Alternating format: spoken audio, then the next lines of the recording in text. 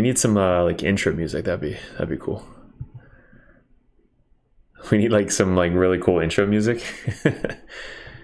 Like, you know, like a, yeah, but it's like when I edit the videos, like that music plays, but like when we start live, we don't have any of that shit. It's just like live talking. Nah, then we get demonetized. Unless you find non-demonetization music, that would be cool.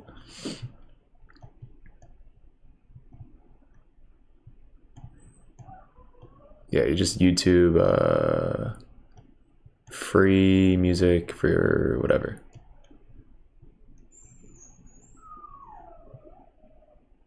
Nah, I mean, you probably don't have to. I would just like go to your web screen and like pull up what you want to talk about. Like mainly we're going over the Warhammer site, right?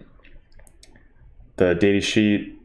Yeah, so I just need those two up. So I got the points up, and then I'm about to get the drop, the update, the balanced data sheet. So I got the balanced data sheet up, and we got the points up. So we can start with the balanced data sheet because it's pretty short, and then we'll go into the points. And then yeah, fuck yeah. Let me get you should probably have it on your phone, I guess, chat, just so you can read the chat. I see, dude, it's the dirtbag way. This is fine. And first time, be gentle.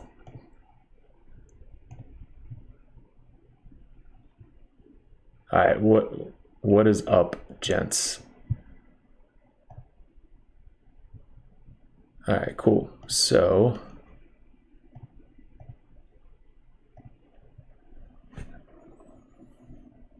all right, let's go over some Nova. Actually, dude, I should probably share my screen because I did pull up pictures. So let me share this. All right, here we go. Which, God, we're such noobs. What's up, John? All right, cool. So,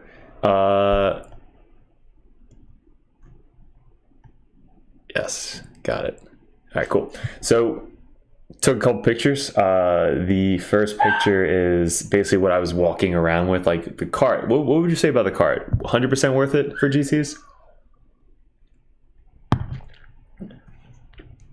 All right, so can't hear you talking. Hold on, I gotta add you.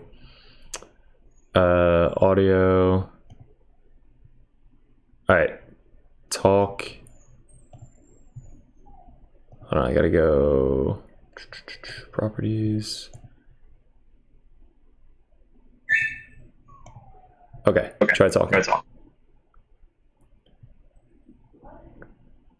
Nope, that's not working.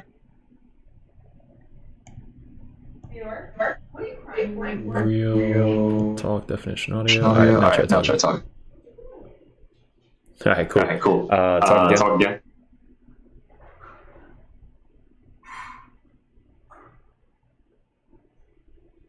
All right. Let us know if you can hear Mike. It'd probably be good if I just pull up YouTube and something like that. Oh, he's got it. All right, so let me turn this off. All right, now talk.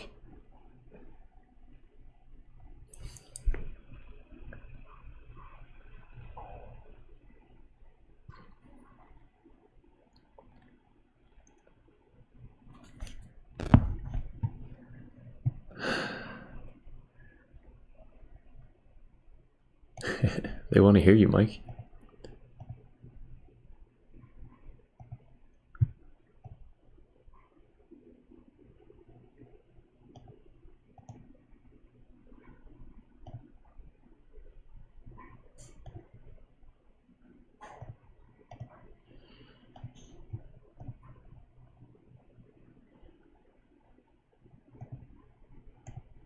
Microphone.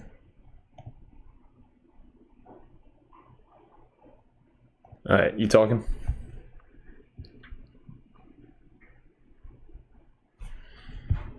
Got to see if they can hear you.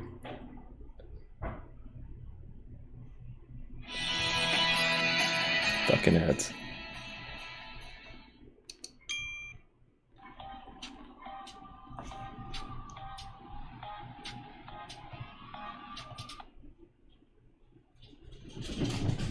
The echo's fixed. Oh, echo's fixed, but can't hear you. The echo's fixed. Oh, echo's fixed, but can't hear you.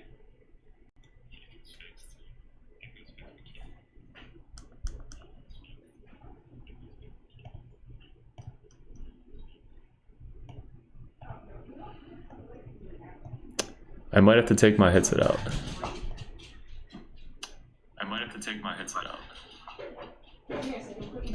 Alright, keep talking.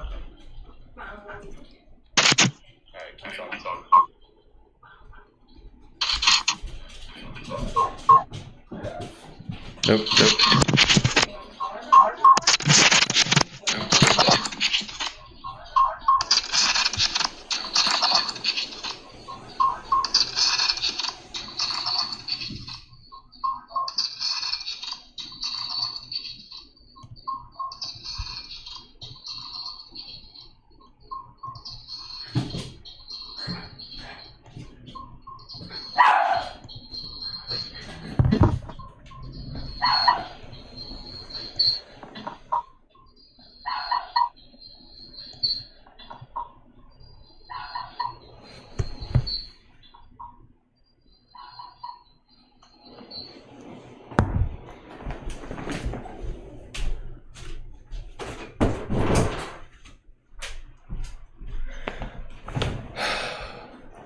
Alright, can you hear me? Alright, so now I have to change my fucking Discord settings.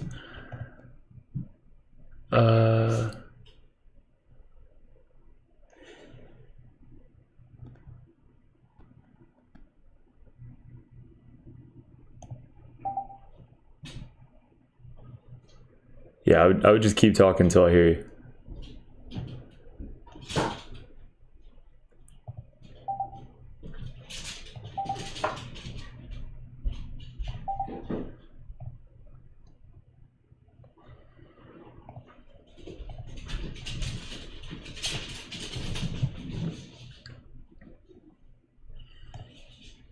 Anytime I have multiple people on, like besides myself, it just, I can never do fucking two people.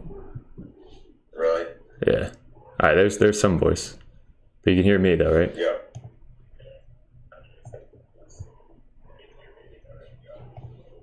Yeah, I hear you. Alright, so now you gotta turn your speaker off on your side. Because I'm hearing YouTube. Okay. Yeah. Just yeah, I mean, I hear it on my phone through. Yeah, so just turn your phone down. I think we're good. Turn it down. Like so nobody can hear it. Yeah. Okay. Fuck. All right, that only took 16 minutes. That's fine. Whatever. I mean, it's what is it, Thursday? Yeah, it's Thursday. Thirsty Thursday. Shit, I gotta clock out. All right. There. Okay. So Nova, let's go logistics, right? So we both worked late. Not ideal. Yeah, we left at like fucking 6:37. Left late, got there. But my question was like the cart. Like when we got the cart, what'd you think of the cart? Worth it? So it's funny. Coming from like competitive shooting, I always thought the guys. So what was popular there would be you buy one of the baby like running strollers, and then you like take off all the stroller like kid stuff, and then you put all your guns in there. And I was always like, oh, it's so lame. And then you go to like the big matches, like the GT equivalent, and you're walking like forever, and you have all your shit, and it's just so heavy carrying ammo and everything. And I was like, nah, I don't need that. And then, of course, like 40k, like you still have a bunch of shit. Especially, if you're gonna play 9 hours, like you should have water, snacks, all of your shit. So yeah, the cart is huge, and it's nice that it can fold up. So yeah, that that was like a huge win. So definitely recommend a card, even for RTTs. Oh god, yeah. So I made this big ass thing with all the stickers and stuff on the card, and I like. Of course, it's fucking echo. God damn it. Maybe I can turn my speaker down. Alright. This thing I bought, and I stuck it up on the pole. So it's like hanging 5 feet off the ground. Then everybody can kind of see where the dirtbag is, buy stickers and dice. So it's super cool to walk around with that. We met Wargaming Dave. Mini Wargaming Dave. That was cool. Fuck! Dude, how do you fix this echo?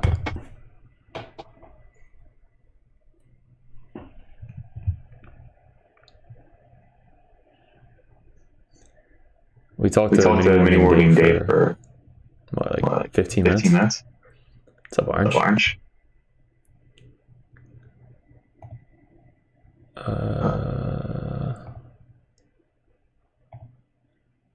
Get twice the sound for the price of one. Yes, 100%. It's definitely you. Yeah, so there's a way to get two audio things in one picture, so that way they can hear both. All right, try it now. Right now.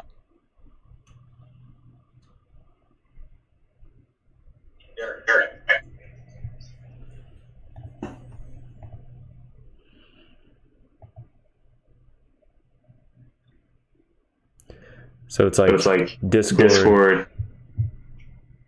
and so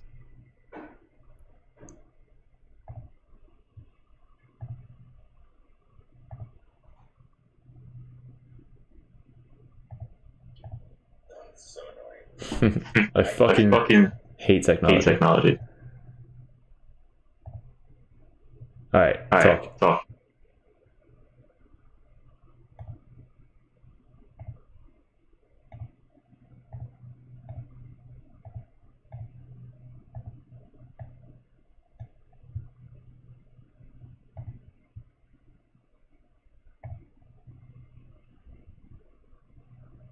All right, you talking?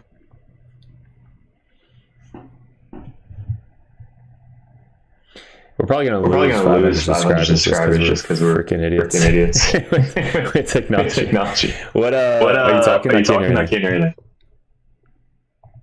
Nope, can't hear anything. All right, so that's speakers, microphone. Razer X. Headphones. Properties. Headphones.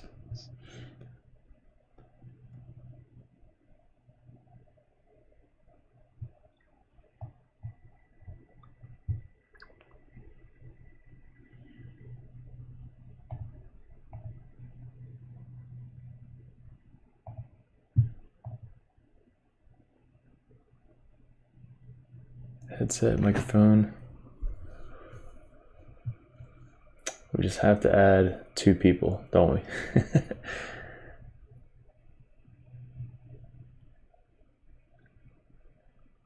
Microphone.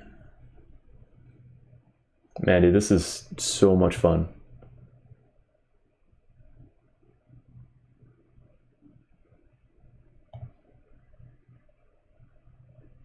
The echo's gone, but I don't know what one side is muted. So I muted the audio input capture.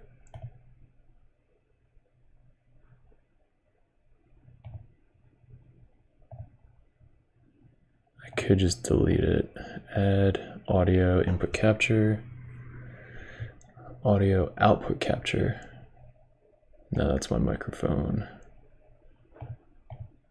Let me try this one. All right.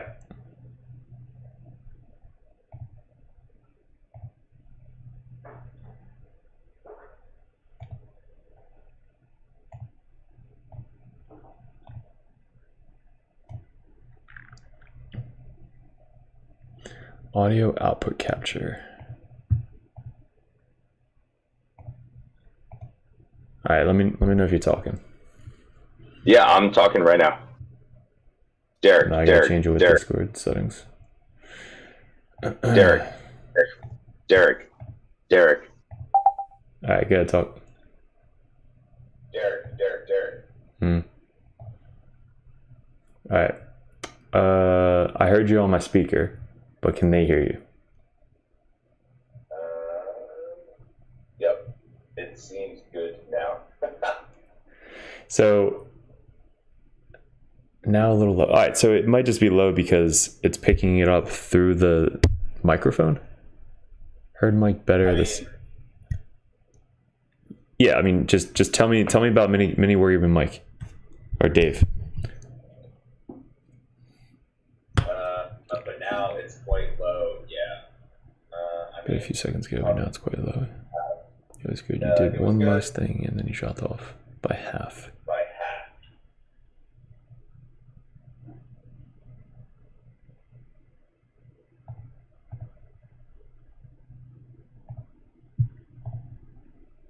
I think I should try taking the headphones off.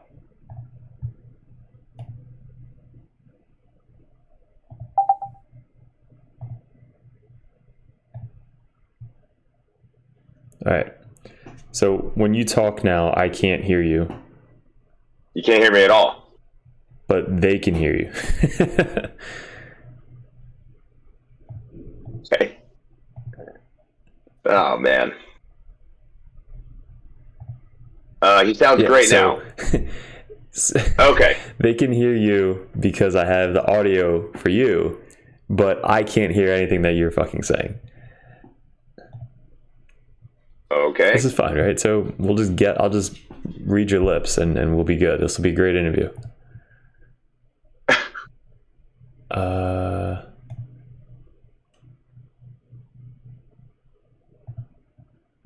Headphones. Derek. All right, try to talk. Derek, hi. Nope. Fuck. Derek, hi. I'll do the international. So I don't know if I can use help.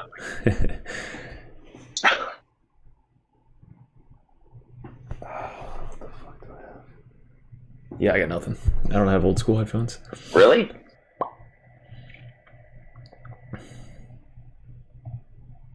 All right, Mike, you can tell them what the fuck you did at Nova.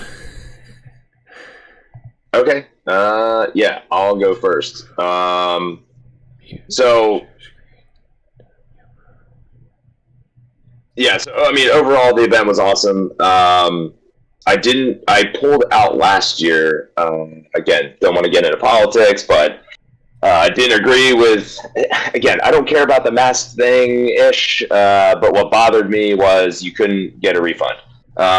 So I ended up doing the Let Freedom Ring GT at Ableton Towers in Maryland. So that was awesome. 8 games as well there. Didn't do so well. So getting ready for Nova this year, again, with 10th edition dropping, I mean, we played a bunch of practice games, so I would definitely agree. Like, you need to play like at least 20 games with generally the same army kind of construct. And mine was essentially still like Abaddon, 10 Terminators, Forge Fiends, and then like Trash, and then like some combo of all of that. But generally the same game strategy. So like heavy long range firepower with like a turn 2, depending on how aggressive my opponent was or how aggressive I needed to be. But like a turn 2, like Terminators, like committing, worst case scenario, turn 3, more or less like match dependent. So like big wave tops. We talked about this in the car ride down there. Like, to me, the hardest days of a GT are going to be day 1 and then the last day, whether it's day 2 or day 3. And so day 1, mainly because like that's where you get paired up, where it's like the biggest spread of like whatever, right? So you could play someone who, hey, this is my first like tournament ever, all the way to Matt Laura, right? Or like some high big name player, right? Or like round one at LVO last year, I played Russ Tassin, like at the time the current Black Legion player in the world, round one. So that was great. We had a great time. So yeah, to me, day one is huge. Day one, I went 1 and 2. Round one, again, the guy didn't have his army painted, so he was playing Deathwatch, and it was his first time running Deathwatch, and I wasn't able to practice against Deathwatch either. So again, knowing right off the bat, like if someone has no idea how the army runs or whatever, it's probably going to be a win. But I mean, like you could still give them a game as well, and again, if you're also trying to like gather information and learn how the army plays. So similar to that one GT we went to where you crushed that Tyranid player with CSM, and then like day 2 he went into me, so he knew exactly how to counter the army. So again, you can still learn through a loss at a GT and then prepare like for the next game. So you should always be trying to learn something. What I learned with Deathwatch, although like I took the win, I mean, those Proteus kill teams, even after the nerf, I mean, handedly crushed my Terminators, smashed them. And I also, because I'm super ignorant to the faction, I didn't even understand like how good that team was, but I killed one of them turn 2 with one Forge Fiend coming in from strat reserves, like to a flank. He left like one guy hanging out, and I was like, oh, 10-man squad, like blast. Yeah, I'm gonna try to kill this thing as soon as possible. Just these 10 guys. After he like shot and killed 10 Terminators in one activation, I was like, shit. That was really bad. I did nuke it in the counterattack, but after that, it was pretty much over, but his name was Dan. Dan was like, yeah, I had 2 of those.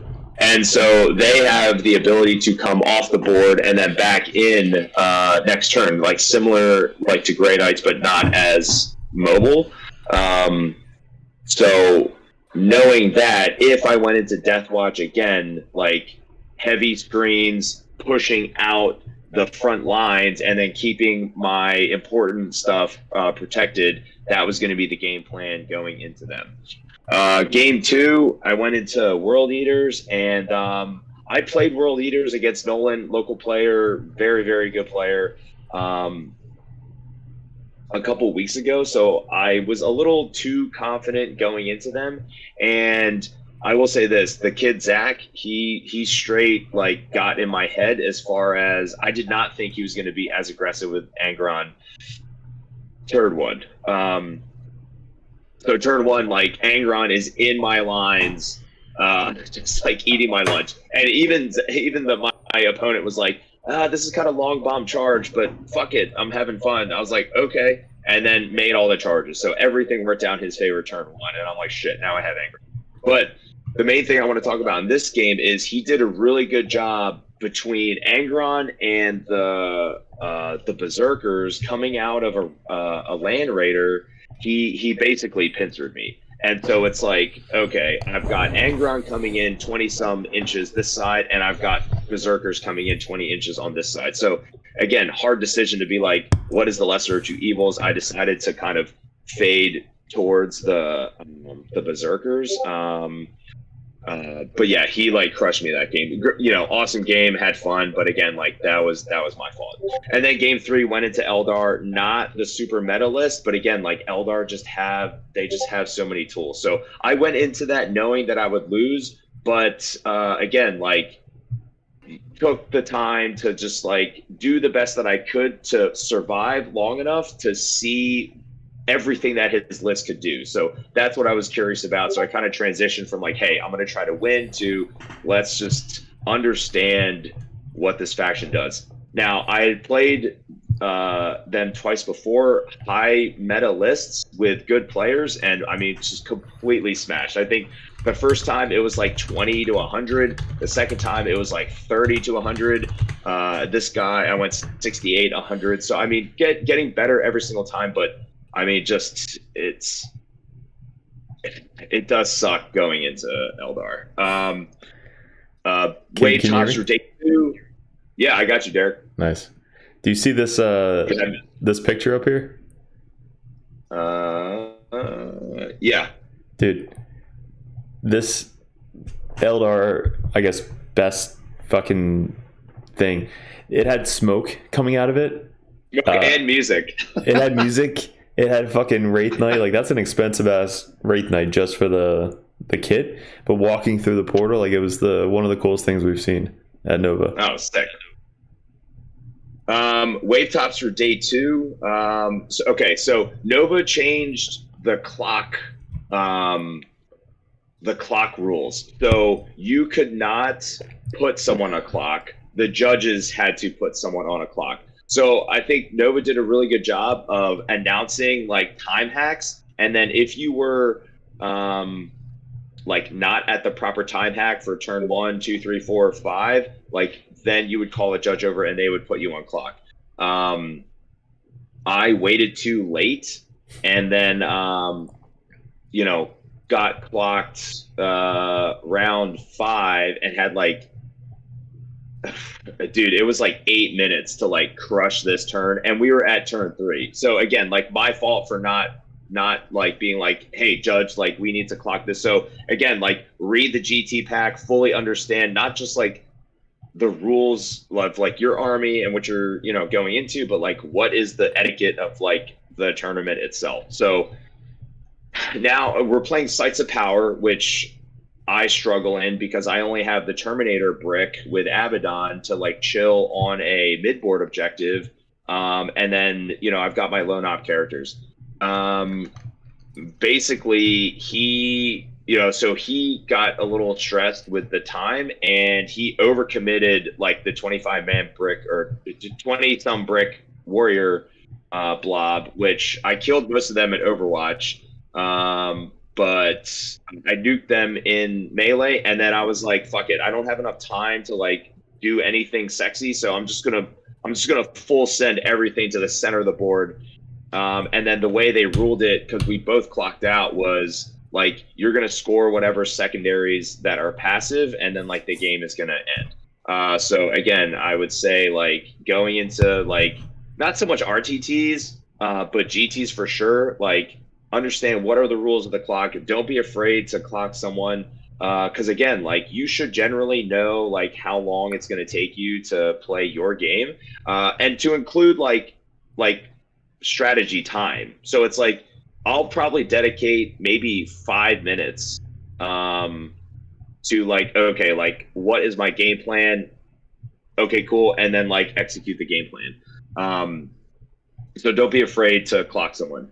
And then game 2 went into a teammate, Imperial Knights. Intense game, won by 7, awesome game. And then game 3 went into Sisters. So no one really plays Sisters in our meta locally. So, my thing with this is like you can't fully, especially at the mid tables, right? Like you can't fully believe what the internet says about everything, because you are the way I describe players, like opponents, you're either at my level and above me or at my level and below. And if you're at my level and below, I'm more than likely going to win. If you're at my level and above, it's going to be like my normal percentage, which is like 45 to 50% like win rate, like in general. So this chick, knew her army, knew everything right off the bat. So that's kind of something that we during the pregame kind of exchange of information, I'm kind of deciding, okay, like what type of players it's going to be. If it's someone who's like fumbling to talk about their army, they don't even know like what their units are, then I'm going to start questioning like, okay, like what kind of game is this going to be? You knew everything right off the bat, and again, the internet says like Sisters suck. Now. They got a huge buff now. What's that? They got a huge buff now. I didn't even read their stuff. What did they get? Vol's like 125 points. Their Walker brick is 200, so 325 points for that fucking brick. Nuts. Okay. Basically, everything's a lot cheaper. Well, so the big thing was the indirect fire, right? And those tank things, they're still hitting on 3s, and it's like D6 damage. So again, like having your pregame questions is really important. Like, so what is your max effective like threat range? And we were playing corner deployment, and so it's like, you know, essentially it was 36 inches plus 10-inch movement, so 46 inches essentially. And you need to ask that before deployment. And I say that because, okay, so I'm going into a heavy indirect army. The decision point is, can I hide, or more importantly, can I be outside of their range? If I can't, then like, what do I strat reserve? The flip side is I can't hide, so like saturate the options with everything. So in that game, like, she baited me and put one of those tanks like right on the line, and I was like, maybe I can kind of fade to one side, strat reserve some of my important shit, and then like come in for like a turn 2 like push. Well, the problem is we were playing the Alpha Omega mission, so it's like, we know where you want to be turn 4 and 5, and she took the gamble and like aggressively deployed, and I passively deployed. The answer should have been, fuck it, if I can't hide, then I'm just going to shove my entire army in your face as soon as possible. Like, I'm going to take casualties, and that's fine, and then just like shove in. Instead, I deployed passively. I had too much in strat reserves and deep strike, and then like she just like dismantled me like unit by unit. Again, shifting the mindset from I'm going to win to I just need to learn what this army does, so next time I go into it, like, I have a solid idea of what it is capable of. So took that loss like 39-75. Day 3 went into Astra Militarum. The big thing for me going into that was just because everyone's talking about how they just can infinitely regen squads. So I was like, well, I'm going to vect that. That was 2 CP, so now I can make it 3.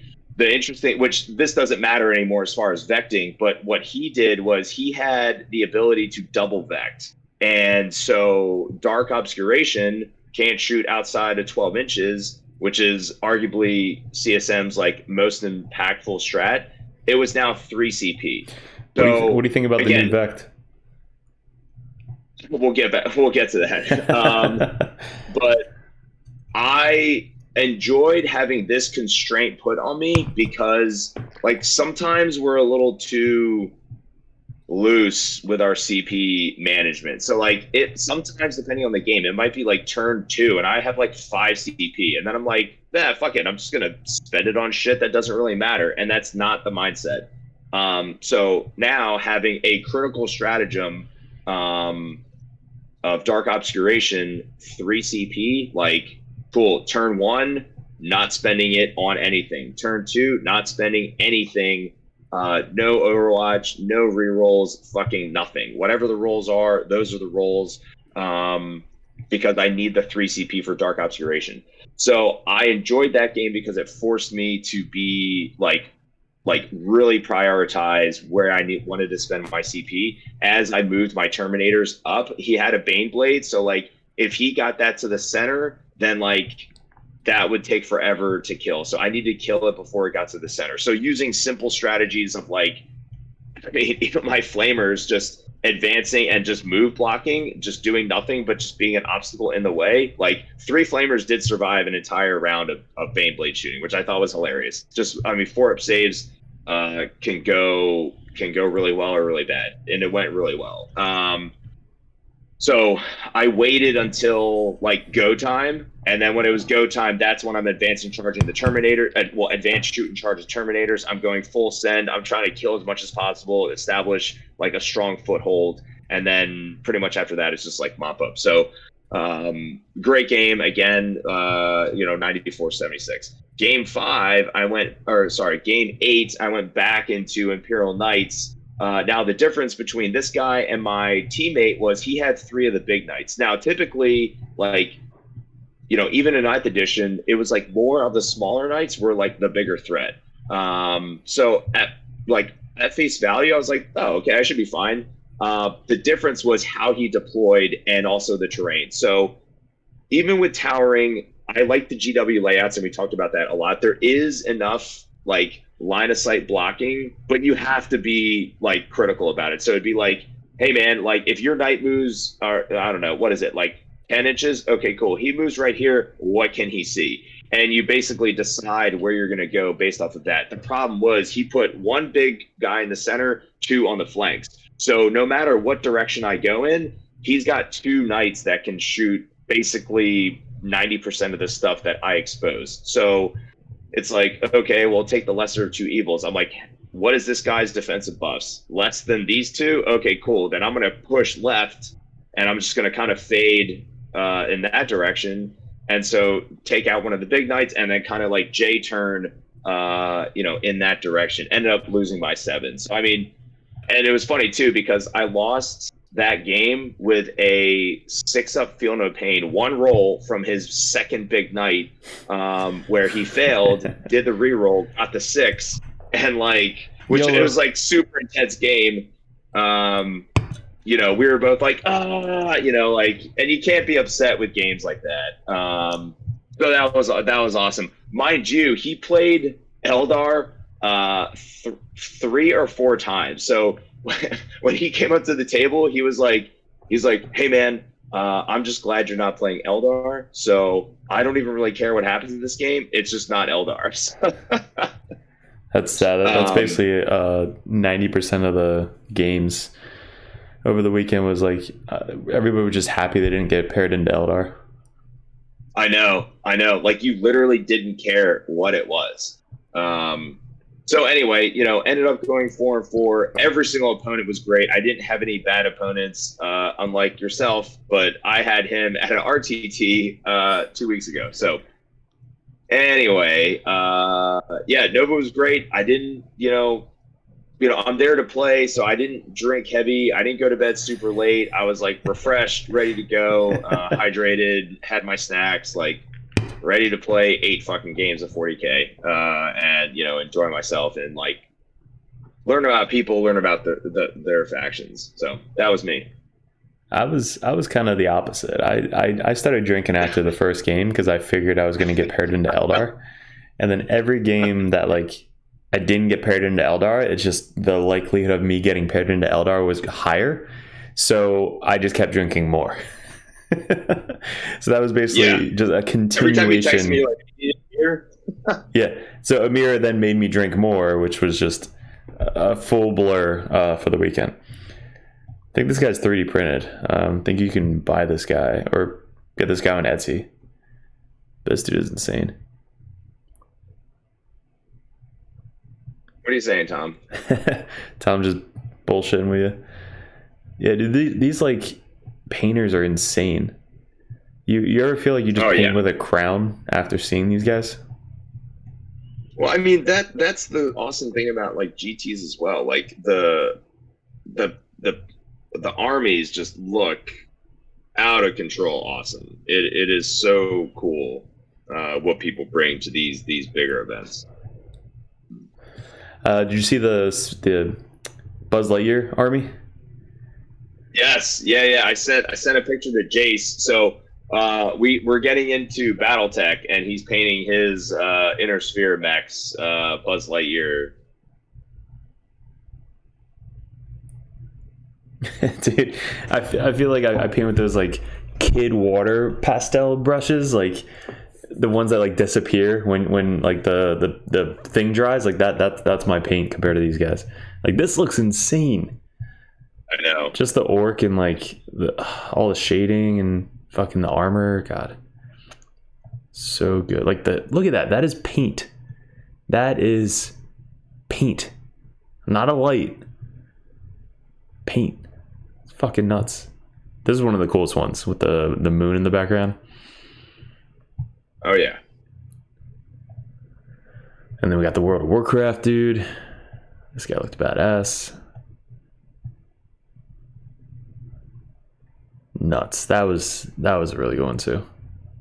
And you have to have the boobies out. The boobies are an auto win for me. but she's got tattoos like on the skin.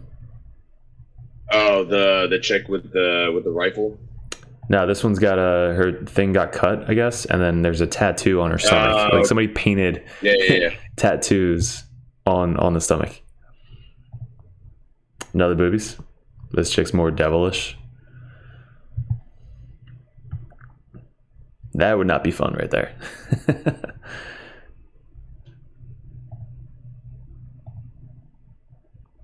What, this gun chick?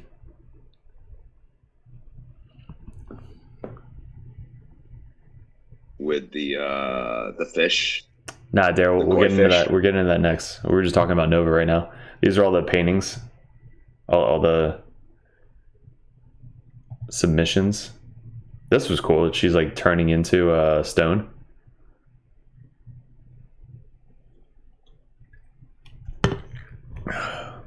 Yeah. Well, what was cool is like they had painters painting there.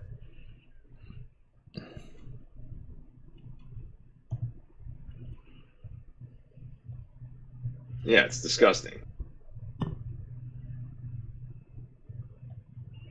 That's like 5 or 6 different like layers, just like right there. Mm-hmm.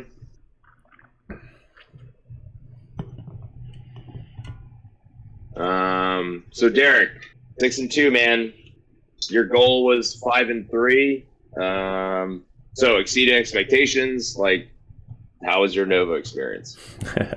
So I just posted up the first 4 games on Patreon, but they're all quick. They're like between 18 to 21 minutes, and I go game by game on what we like, the normal battle reports.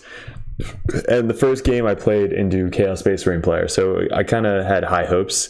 I was like, all right, I'm going into an army that I know. So we get our first 100. So that's when I was like, all right, my first 100 was down. I'm going into Eldar. So then we get a Blood Angel player who hasn't played Grey Knights.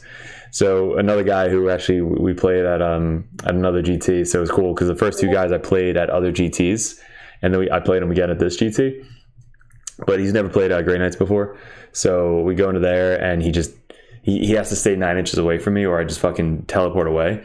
But he was the first army to have the 12-inch like no deep strike bubbles. That was my first time facing that with Grey Knights, and it was brutal.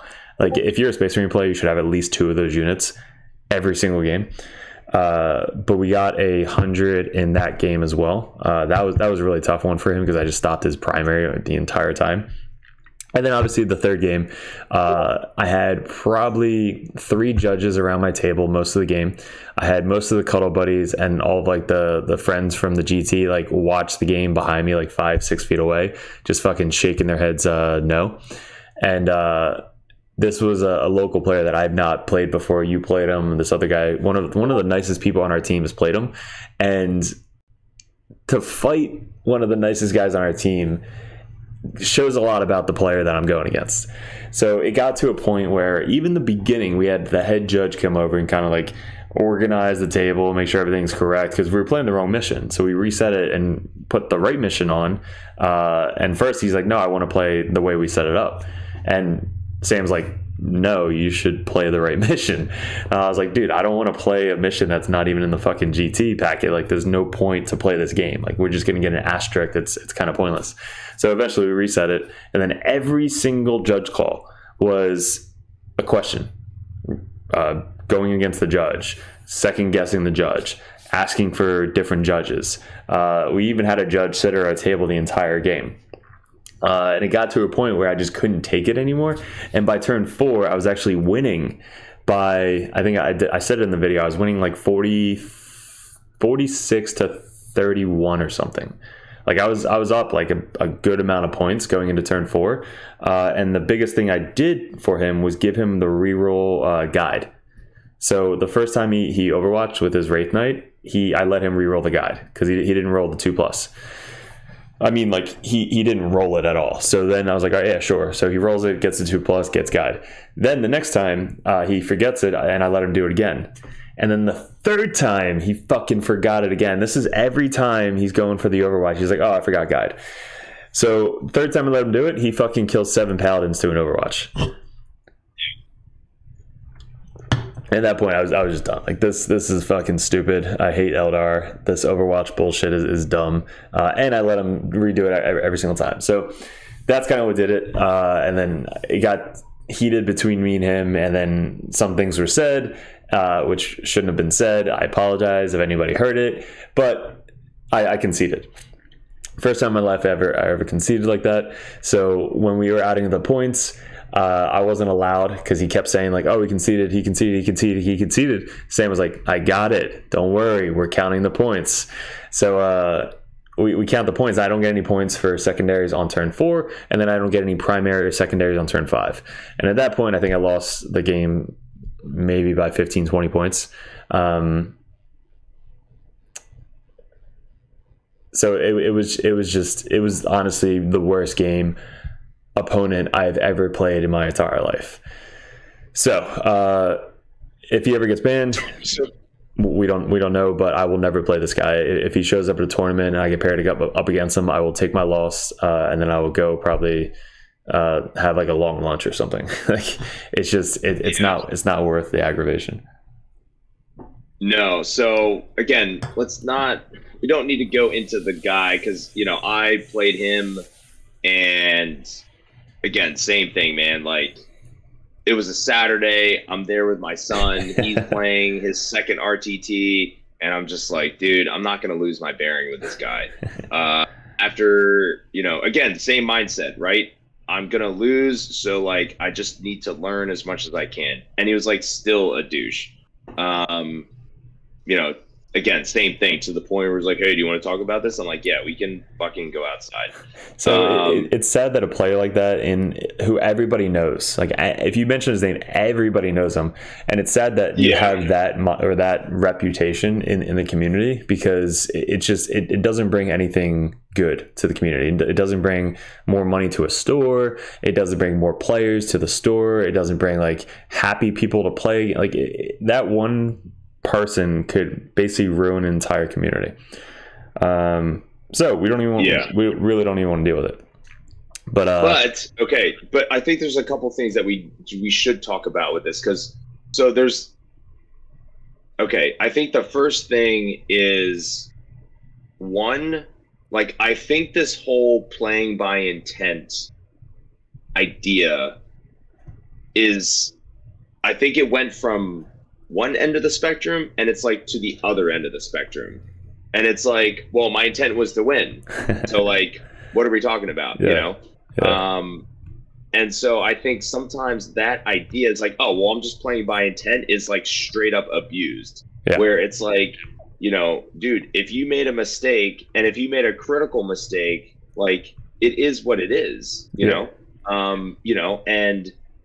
you've done it, I've done it, like, so let's talk about like take backs, and then also like gotchas. So like, what is your perception on gotchas? And then in terms of like, how much are you revealing to your opponent while you're playing, as far as like gotchas? Because you could make the argument of like, because long story short, what this guy was essentially complaining about, he did it to me, did it to you, did it to Dave, did it to like everybody. And it's like, dude, it's not my job to play your game for you. It is my job to explain to you clearly the capabilities of what my faction can do, so you can counter it, right? But it's not my job to play your game. Agreed. Like, what are your thoughts about like how you explain your gotchas? Because again, like, Grey Knights is like a mind melting faction.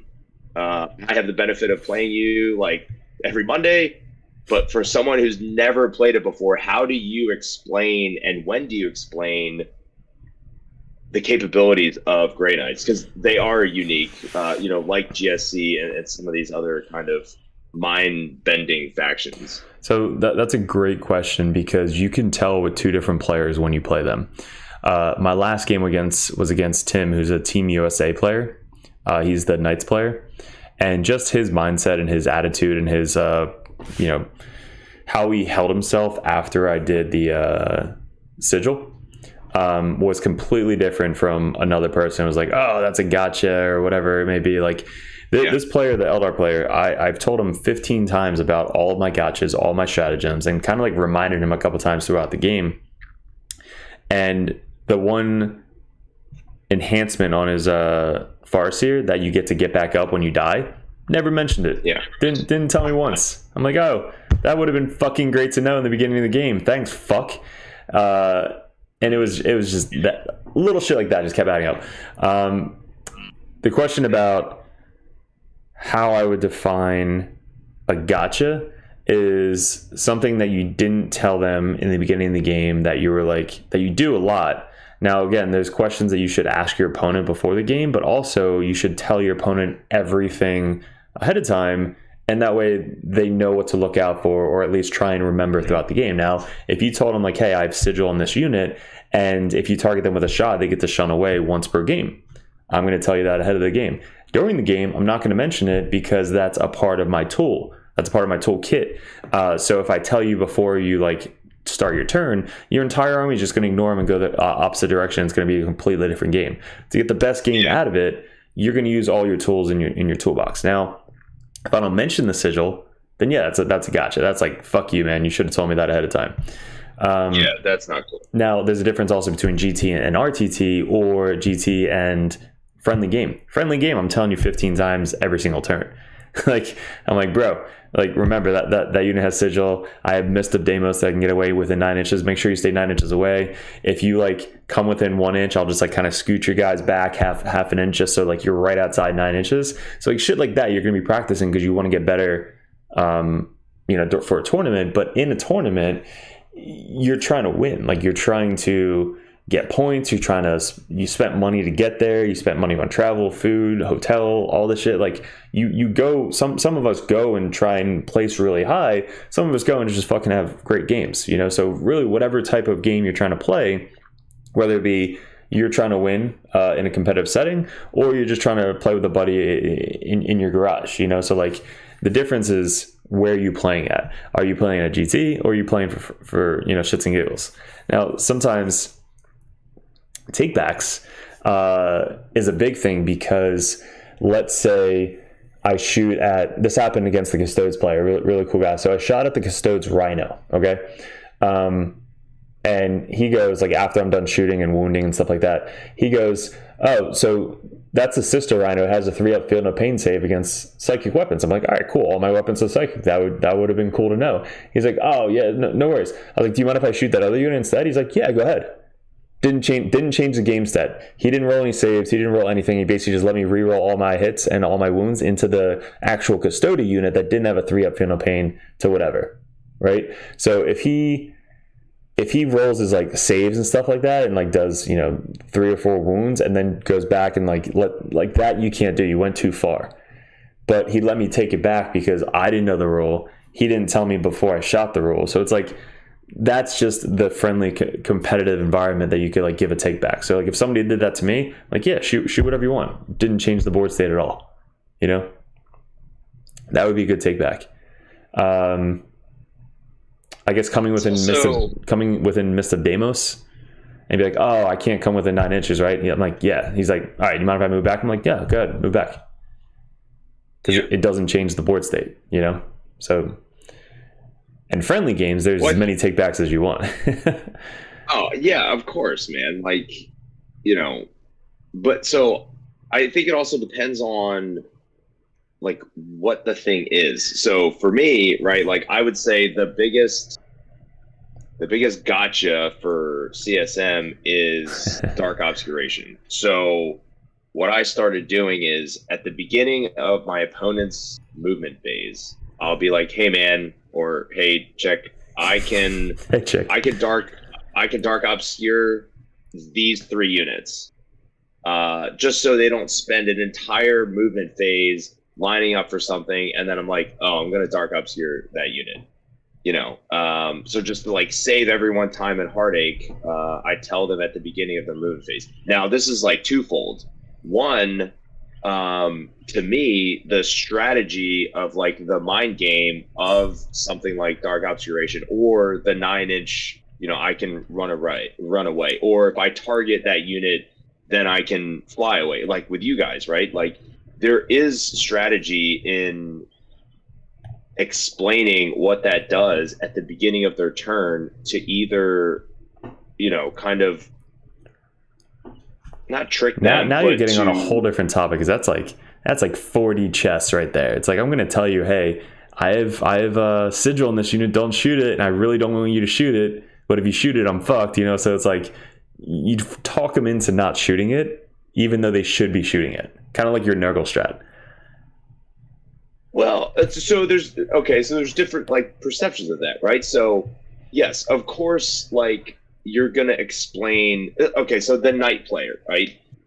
It was even like turn 3. I was like, hey, I can Nurgle strat these 3 units or whatever, and he didn't quite pick up that one of my Forged Fiends was not Nurgle. So the right play is to target that one first. Now I didn't say that. He targeted it first and then actually didn't kill it. And just shooting the shit, I was like, hey, that was a good target. And he's like, what do you mean? I was like, well, I can't dark obscure that unit. Even though I just told him, because it's a Knight player, so he moves like 5 models. Like 5 minutes before, hey, I can Nurgle this, this, this, and this. And then he's like, wait a minute, so you can't Nurgle that one? I was like, yeah. He's like, well, why? I was like, because I can do full rerolls to hit and wound. He's like, oh. He's like, then I'm going to target that one. I was like, hey, cool, man. But the thing is, I kind of wanted him to target that one because I had another one moving up another side, getting ready for like another shot. Yeah. So like, that is another layer of like the game, by psychology, presenting the hard decisions, which that is the coolest part of the game to me. I think one of the coolest parts of the game is when my opponent gives me like really tough decisions to make, right? Like when that guy was like, hey, I've got Angron coming from this side and full squad of berserkers coming from this side, like have fun. How are you gonna like dig yourself out of this hole, those decisions are cool. Or like with the Knight players, like, hey, like you can target my Forge Fiend or you can target my Terminator. And now they have to decide. But like to me, I'm kind of doing the math in my head of, well, I do want them to kill the Terminators because I need that Forge Fiend more right now. Or, hey, I need those Terminators longer in the game. I need them longer. I need them for one more turn. So I'll lose a Forge Fiend or Obliterators, and then I dark obscure the Terminators and like let them live a little bit longer. Something else I think is funny is when you kind of get a feel for like what can kill what. And he was like, hey, I'm targeting this Forge Fiend. Are you going to dark obscure? I was like, no. And he was like, oh, okay. And then he totally whiffed and like the thing lived. And I got to save the CP out of it. But like nice. Little things like that can get in your opponent's head. So I don't know, super interesting conversation. But another part of that is like, and I think most of us are like this, but if someone's like, hey, like I'm going to fire and fade this unit, or hey, my Calidus Assassin is coming up at the end of your turn, or for us, right, my bikes are coming off at the end of your turn, usually no matter what. That's and intent. If you forget, like, exactly, if you're like, hey man, like, hey, you forgot to do this because you said you were, like, to me, that's not even a take back. That is what you said you wanted to do. Yep. But when like, if it's a part of your strategy and you forget to do a critical component of your sequencing, well, that's not your intent. Like, you forgot. Yeah, you just straight up, you never mentioned it. Like, you don't mention it at right. all. I didn't even know you had it. And you forgot it 3 times in a row. So it's like, maybe, again, it's just so many different scenarios where shit like this could come up. Really, it's just you as a person, where you're at, what tournament you're at, who you're playing against. And when I see who I'm playing against, I should have given no fucking takebacks. So that would have messed with his head to then try and, have me win a little bit more as well. So yeah, completely forgetting something is on the player, not the opponent. Right. So if you forget something, you should take it, on the chin and try to remember it next turn. If you lose the game because of it, hey, you'll learn and try to remember it next game. Yeah. I also think it's totally important. Like, now I didn't know this until I played like my teammate Knight Player, and then I played, a guy I'd never met before, Imperial Knights, and he rolled like several ones to hit, and he was just like moving on to wound, and I was like, hey man, I'm pretty sure you can re-roll 1-1 to hit and wound. He's like, what? I was like, yeah. He's like, you mind if I look that up? I was like, yeah, dude, I'm pretty sure like that's your jank right now. And so he looks it up and he's like, dude, I have not been doing that all weekend. I was like, well, you should have been. So rock and roll, man. So to me, that's not giving your player an advantage. That is, because you do want the fairest game. You don't want to win because your opponent like straight up forgot a critical component of what they do the entire game. Like, to me, that's different. And like, you should say something if they didn't know, right? And that's different than forgetting. Dude, the same thing came up to my Black Templar player. So Black Templar player was a little bit newer of a player. I could tell he's not like super competitive. He's kind of just there to have fun. And I always thought Black Templar had like a feel no pain, just like the Sisters of Custodes against Psychic. Like, I thought they were like the Psychic counter. So I'm like going into the game like, all right, I'm not going to kill anything. They're going to have a 4-up, feel no pain, whatever it may be. And then I'm like playing, and he's like not rolling any feel no pains, and I'm like, bro, what do you get against Psychics? He's like, I don't know, I have like a 6-up feel no pain. If I spend a CP, I have a 4-up mortal wounds or 4-up invuln save. I was like, you sure? And then we played a little bit more. I was like, can I see your rule? I just want to see if you have any type of feel no pain. Shows me his phone and shows me that's a 4-up mortal invuln save, and I start scrolling down. I don't see any feel no pain. I'm like, oh shit. So I thought you had feel no pain. I just want to make sure you're getting everything you possibly can. So I find out that Black Templars is not as good into Psychics as I thought they would. Yes, they have a 4-up feel no pain or 4-up invuln save against mortal psychic weapons, but we only have AP1 weapons anyway, so it's like that doesn't really matter because we're just gonna have them roll 3s and 4s anyway. So I really didn't care about the invuln save, but I just wanted to make sure that he didn't feel cheated by forgetting a rule. I want to make sure that he played all the rules that he possibly can. So yeah, I had the same exact situation. But I gotta say, these fucking dudes right here are amazing. Buzz Lightyear. Oh, what's funny? Was that? No, so there were 2 players with Buzz Lightyear armies. Really? Yeah, so the other guy, Small Worlds, he was wearing a Marine Corps Raider Battalion shirt. And I was like, hey, are you a Raider? He's like, oh, I was in the Navy. I was a corpsman. I was like, oh, cool. We're shooting the shit. And it's just a small world, man. But he knew one of my buddies. So I always think it's hilarious when you meet, someone who knows someone that and you take the selfie, and like they're like, what are you guys doing? We're like, we're playing this like Risk on steroids. We're nerding out. Yeah. But yeah, that was fun. So, all right. Look at this Typhus stepping on Poxwalkers with a fucking gauntlet that they added to it. Like, fucking sick. That's sick. Oh, do you know what I realized?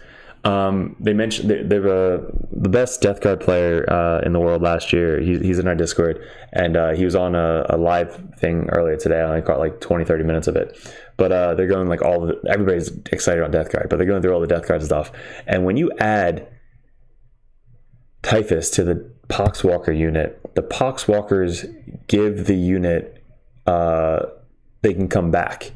So yes, since Typhus is in the unit, when Typhus kills a model, it turns it into a Poxwalker. I didn't fucking know that. I thought only Poxwalkers kill shit and they bring guys back. But if Typhus kills guys, he adds to the unit back.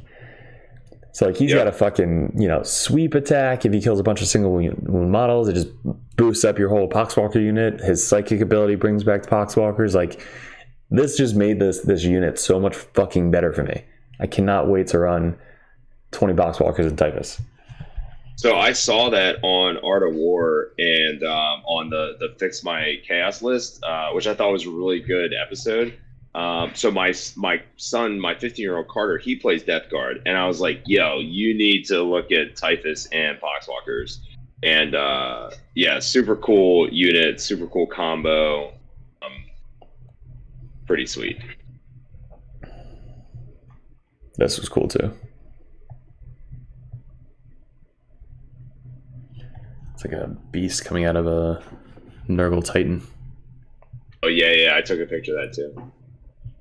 All right, man. You want to get into the balanced data sheet, data slate? Yeah. It's funny. I was like, I don't even want to do anything 40k all week until this shit comes out. So I've been like getting into BattleTech and stuff. And then I'm at work today, and it comes out, and all of a sudden, like, the Discord's blowing up, and my teammates like, "What are you doing right now?" I was like, "Damn, like nerding out. Some shit just went down." I had to go into the office today, so I can't fucking do anything with my home computer. I can't like edit videos or talk like on Discord as much, and it was killing me because I'm trying to fucking read, but I'm getting phone calls and like people walking by like the whole time. I was like, oh dude, I cannot geek out right now. This fucking sucks. Yeah. So this is you mopping. Huh.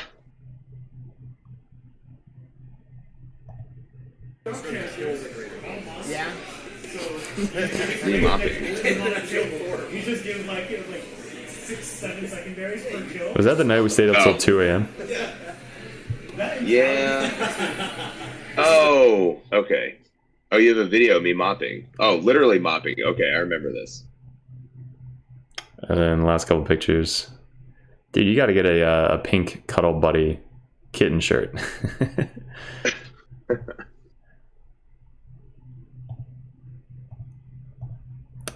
Cool, that's it. All right, so data slate. All right, first thing, devastating wounds. What do you think about devastating wounds? Okay, so such attacks are only allocated to models after all their attacks and made in the unit have been resolved. So saving throws cannot be made against critical wounds scored by this weapon, including vulnerable saving throws.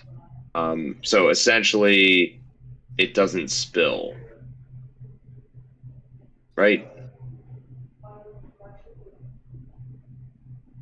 Yeah.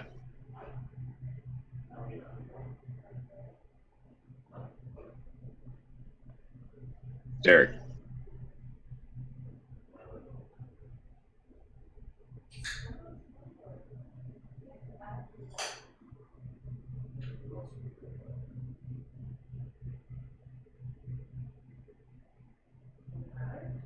What are you doing?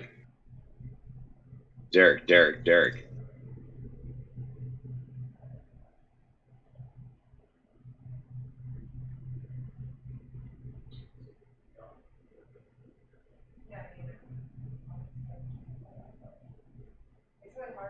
All right, well, while Derek is taking a piss or something. So, weapons with devastating wounds in their profile are known as devastating wound weapons. Each time an attack is made with such weapon, if that weapon scores a critical wound, no saving throw of any kind can be made against that attack, including invulnerable save throws. Such attacks are only allocated to models after all other attacks made by that attacking unit have been allocated and resolved. So for me, so currently right now, my two main sources of devastating wounds come from the Terminators with the Reaper autocannons and combi weapons, and then mainly the Forge Fiends. So the list that I took to Nova was 3 Forge Fiends, and then the 10 Terminators, 4 Obliterators, and then some trash stuff, bikes, 2x3 Flamers, Blue Scribes, because I can't find a Changeling, 2x10 cultists, and then Cypher Abaddon. And so, okay, so like in the Discord, you know, in the CSM one, which is obviously the one that I hang out in the most, everyone's like, dude, like Forge Fiends are done, like the wounds are down by half. But okay, so a couple things with that, right? Like maybe it's just me or whatever, but like I feel like I wasn't rolling that many devastating wounds with my Forge Fiend. Even when I was going into, I would say at most, it was like, I don't know, 9 to 12. 12 being the max. Like I didn't feel like I was maxing out, or I didn't feel like it was like an insane amount from the devastating wounds like themselves. Also to the point where maybe it just is what it is, but like I would do 6 to 9 mortals on my own guys, like to the point where in a lot of the games I was like, I am not doing devastating wounds, or I'm not doing hazardous, because like I need the Forge Fiend to live another turn. And you know, you can only spend, you know, so much CP, or you know, once per turn to do the +3 wounds to one of your Forge Fiends. So I'm not that upset that the Forge Fiends lost that per se. I'm also not that upset that they went up 15 points. I felt like they definitely punched like way up. Anyway, I had already prepared myself for them to be like 200 points.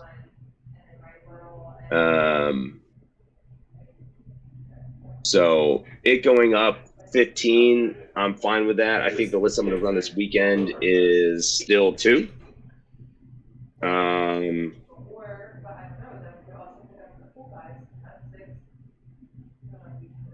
So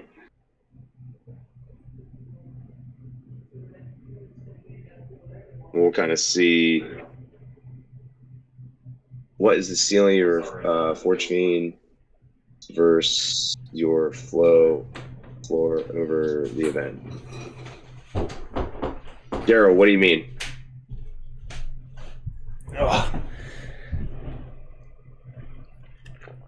What are we up to?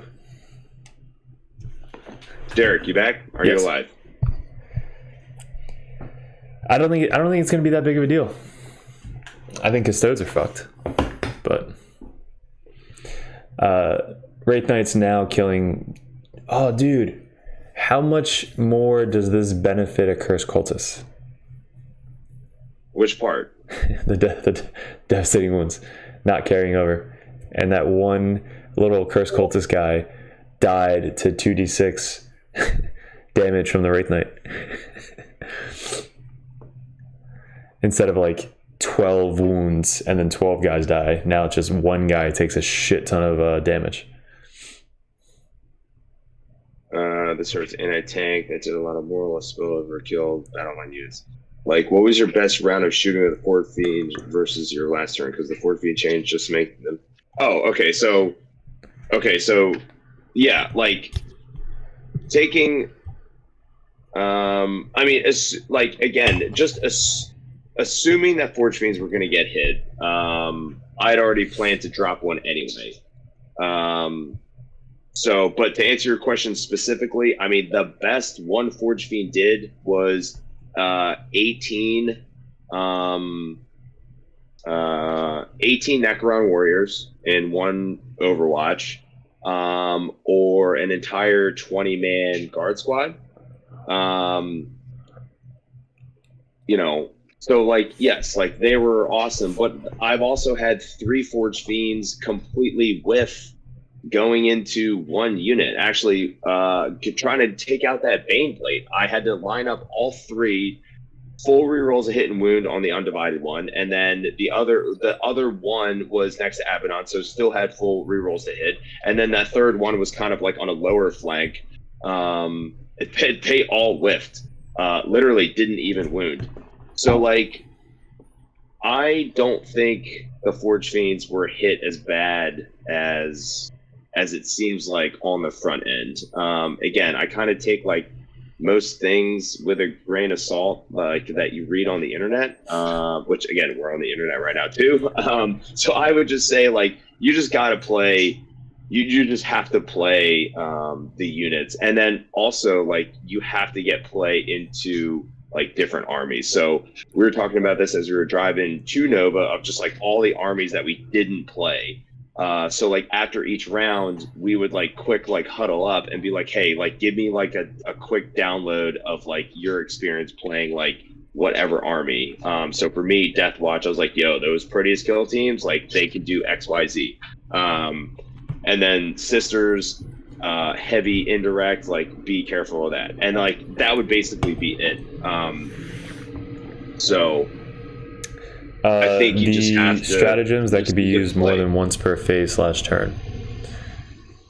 They changed, like, you now have to do more research and figure out which strats you can and cannot use and which ones you can vect and cannot vect. Like there's just more shit we have to memorize for this stuff. And I think that's annoying. Oh, wait. Okay, so are we moving on from Devastating Wounds? Yeah, I think Devastating Wounds are insane that you just ignore fucking saves altogether. So, but it helps out because it just kills one guy instead of carrying over. Right. I mean, I think that's fine. I'm not... It's still good to have. Like, I think Devastating Wounds precision is fucking nuts. I think that's right.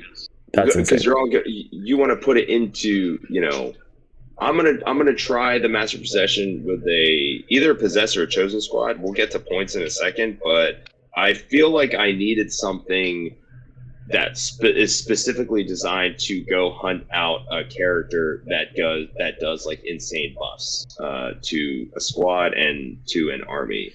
Dude, so I'm going to try that out this weekend. Wait till you see the list I run this weekend.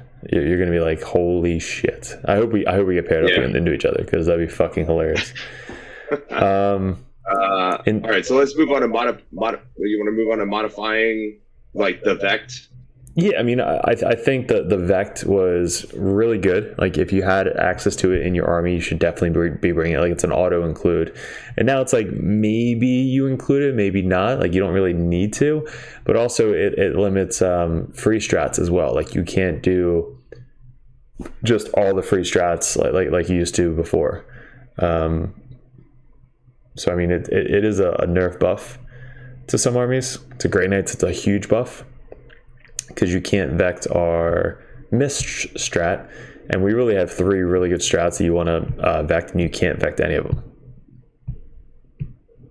Yeah, I feel the same. So you said you're still going to keep the Assassin check. I think the Assassin going down 25 points and doing a vect on a reroll is kind of huge for Grey Knights, because she still is a teleport assault unit. Like, she gets picked up every single turn, just like my 3 other fucking Grey Knights. She has precision. She has a flamer. She's a lone operative, and she can still vect something. So, like, all that for 25 points less to do the same thing that I was going to do before, huge. And it makes me think less, because I just vect your reroll. Like, I'm just like, you rerolled? All right, vect. Like, I don't even have to think about it. What's your best strat? Don't care. Vect. How many points is she now? 90. She was 115. Oh, yeah, she went down 25 points. Nuts.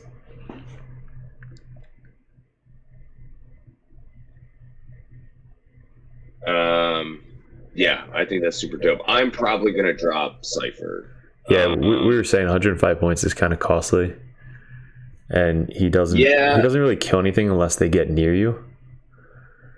No, so I never used him for that. I used him because he has assault. So, like, if he was out of position or something, I can advance and do, like, I don't know, investigate signals or exactly. Something. But yeah, I think that's 105 points that I'm going to save, like, right off the bat. So unfortunately, he's gone for this weekend. So we'll see how much I miss him. Dude, Insane Bravery is huge now. Yeah, so let's break into that. Like, that was a big fucking change. So they're like, you know what? You can only do it once, and you have to do it before you roll. Because before you, if you rolled, Battle Shock, you're like, hey, I don't have to use this. Or like if I fail, I got it in my back pocket. Now you got to fucking do it beforehand. Yeah. So that is kind of big. Yeah, I had a critical moment where actually against the Knight player, round 8, my Terminators got whittled down, and I had to take a Battle Shock, and I failed.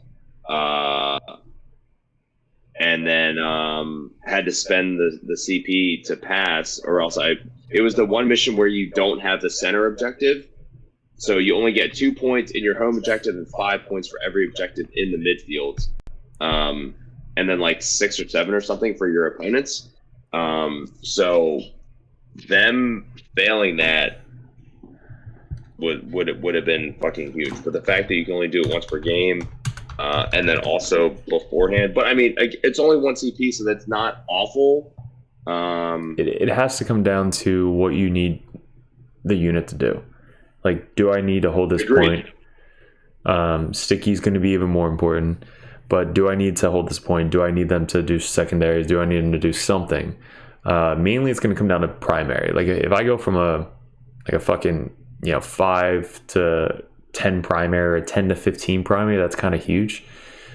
Keeping them to get down to a 0 primary or a 5 primary, that's kind of big too. So really, it's going to come down to, is this 1 CP worth like guaranteed 5 points? Yeah. Yeah, because we won and lost games by 2-3 points, so it's like that 1 5-point objective is going to be super important, so I'm going to spend that CP beforehand just so I guarantee that 5 points. Yeah 100%. All right, Overwatch.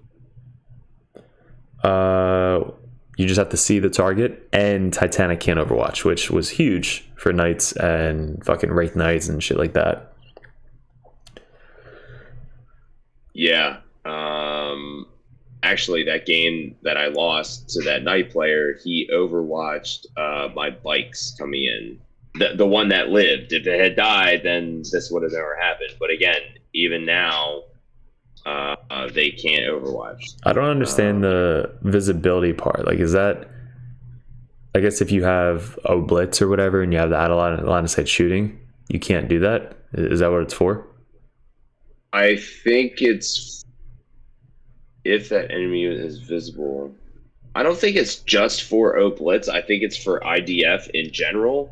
And like, because again, it was at the start of your movement or the end, right? Starts or ends. So it would be like out of line of sight, now into line of sight, which, well, I guess it'd be the same. It's the same thing. It might just be indirect fire. IDF. I think it's for indirect, yeah. Which, hey, that's cool. Yeah. With that. Desolators, that makes sense. Because they still get all the rerolls to hit and wound. So like that is kind of insane. But them going down to 5 fucking models is amazing. Like, I'm so glad that happened. And Titanic's not being able to fire Overwatch is shitty for them, but good for everybody else. And the Titanic rule, we should literally go over that next, because that is going to make so many different lists in my pocket. Like, why we don't bring aircraft is Titanic. Why we don't bring other knights is because Titanic. Different tanks, Dread Knights, like we don't bring them because that's Titanic. But now you're going to be able to hide everything from a Titanic model because they can't see through, all that shit. So I think that was a huge change that was needed to towering. Okay, so what does it mean now? So towering models that are within the terrain feature can also see out of it normally. So you know how like you have to have a whole base in the terrain feature to see through it? Like if some of your base is out, you can't see through it. Yeah. Now Titanic just has to have a toe in to see through it. So they basically lost like shooting through terrain features. Right. Yeah, no, that's good, man. Again, I felt like, at least for me, like Chaos Knight, Knight towering was like manageable, but like Wraith Knight towering was just so bad. Yeah, like especially with the gun all the way in the air. But it went back to 9th edition basically, like just towing in, and then you can see out of it. Yeah, and I mean that's fair. Like, because we were talking about that. Like, what is the point of area terrain if we have this towering thing? Then, like, just get rid of it altogether. Or, you know. But that means it also goes against towering as well, because then you can't see the towering model unless you can, really see the towering model. So I think bringing like a knight or another towering model with you would be cool. I'm thinking the Lancer Knight. Like if you could bring a Lancer Knight in your list, you can rapid ingress it somewhere on the table where it's not going to be seen, and then you fucking move 14 and free tank shock and then kill whatever you want. So I think getting that Lancer Knight from my buddy and putting that together is definitely going to be something I'm doing this week. Because you can bring it in almost every army. Can bring a Lancer. So yeah, I think that's actually a huge change. Okay. All right. Faction rules. What do you want to start with? So they've changed. Let's start with Death Watch. Actually, it's the Grey Knight, dude. Let's start with Grey Knights. What is different with Grey Knights right now? They just changed our, I think, one strat that can't be right here. Haloed and Soulfire is now a strategy ploy stratagem. Strategic ploy stratagem.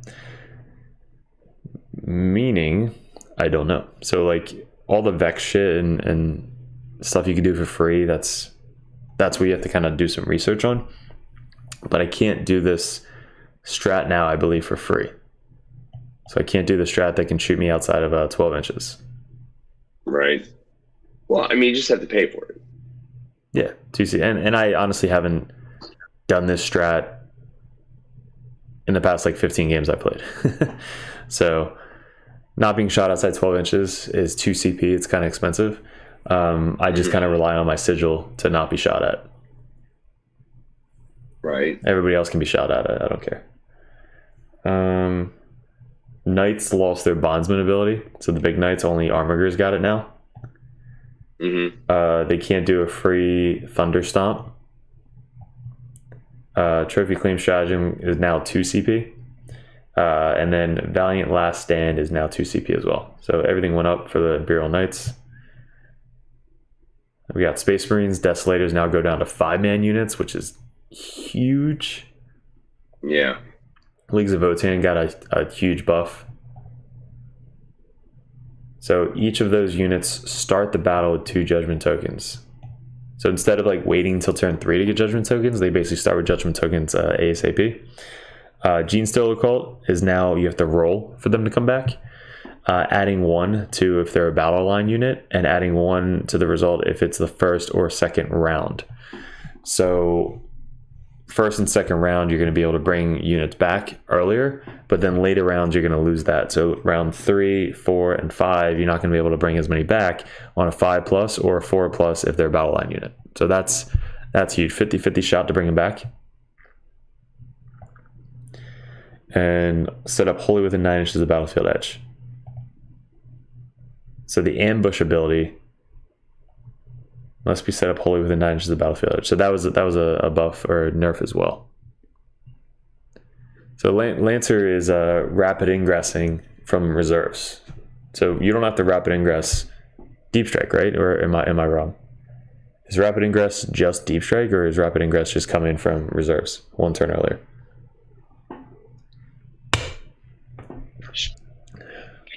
They define reserves as anything in, like, they either can be deep strike or strat or strategic reserves, but they're all reserves. Yeah, right? So it just comes in from reserves on your opponent's movement phase, right? It's not just deep strike. Yeah, I think he just got confused with the deep striking thing. Agents of the Imperium, the exaction squads are gone, so I'm glad I didn't fucking spend $105 on that kit. 10-man units on these action squad, so it went from 35 points for a 5-man unit up to 110 points for a 10-man unit. And then this change doesn't matter because we're not going to be running exaction squads anymore. But nothing else in Imperium changed, just points. So points went down. Eldari Phantasm is now infantry only, so it doesn't work on the Ynnari demon chick. It doesn't work on any of the tanks. It doesn't work on the big guy, the Wraith Knight. So that is huge. And now that we can't vect it anymore, it doesn't matter because it's only on infantry. So it was made for infantry. So infantry being able to do that should still happen, but not the big ass fucking 500-point Wraith Knight. Yeah. Mechanicus 510 now. Mechanicus Rangers data sheets, characteristic to a 4+, and it's invulnerable save to a 5+. So basically just adding invul saves. Death Guard. This is in addition to everything that they have already. So they have sticky objectives, they have -1 toughness, and then before you start the game, you can choose one of these 3 things. Did you read this yet? I'm looking at it right now. Oh, dude, it is fuck. Like there's gonna be a lot of Death Guard. Dude, Jesse's gonna come back and play Death Guard. I'm telling you. So you get to choose. You get to subtract 1 ballistic skill or weapon skill if they're in contagion range. So your whole army, like if they're within 9 inches of my army, is -1 to hit for me, or -1 shooting as well.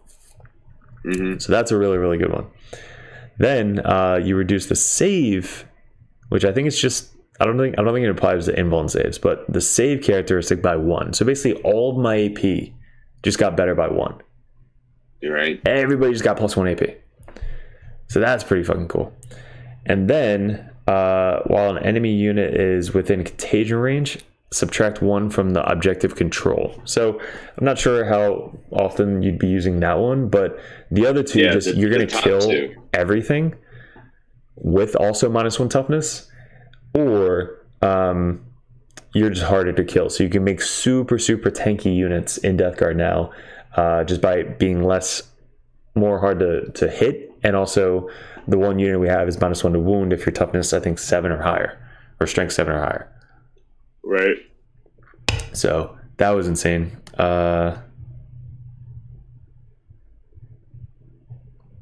Yeah, so basically it just says that a characteristic will be modified. So if you have anything that ignores modifiers, like Morty or the Grandmaster or Trajan or something like that, you'll ignore this as well. So this is a modifier right here, the -1 to hit. So you'll be able to ignore that if you ignore modifiers. And then Death Watch got a pretty big nerf. It's all bolt weapons get their buffs. So not just anything, it's just all bolt weapons. So I think they get to pick any one of these 3 stratagems, and it's only to bolt weapons now. It's like bolt guns, combi bolters, bolt pistols, heavy bolter, stuff like that. All this shit. So let me ask you this, man. Okay, so for Eldari, right?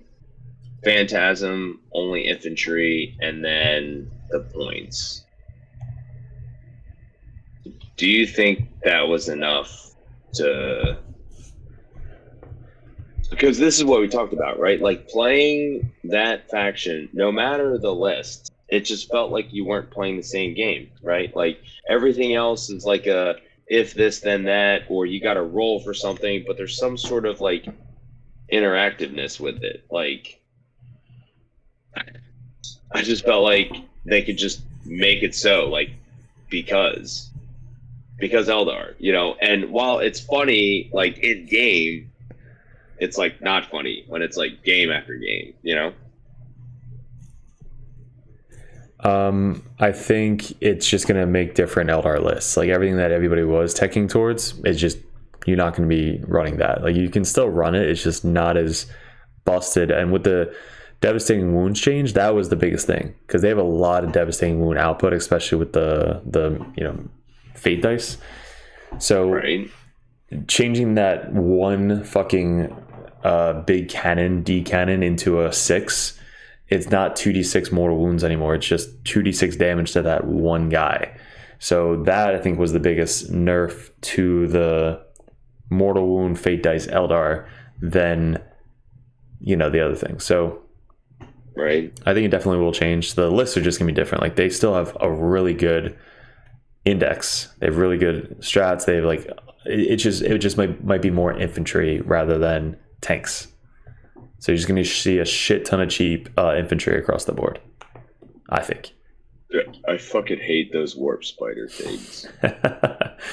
Dude, our shit went down too. Our interceptors went down like 25 points.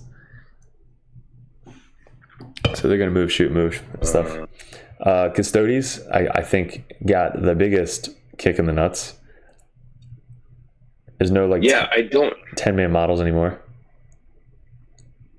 I mean, why does it seem like they hit Custodes so much harder than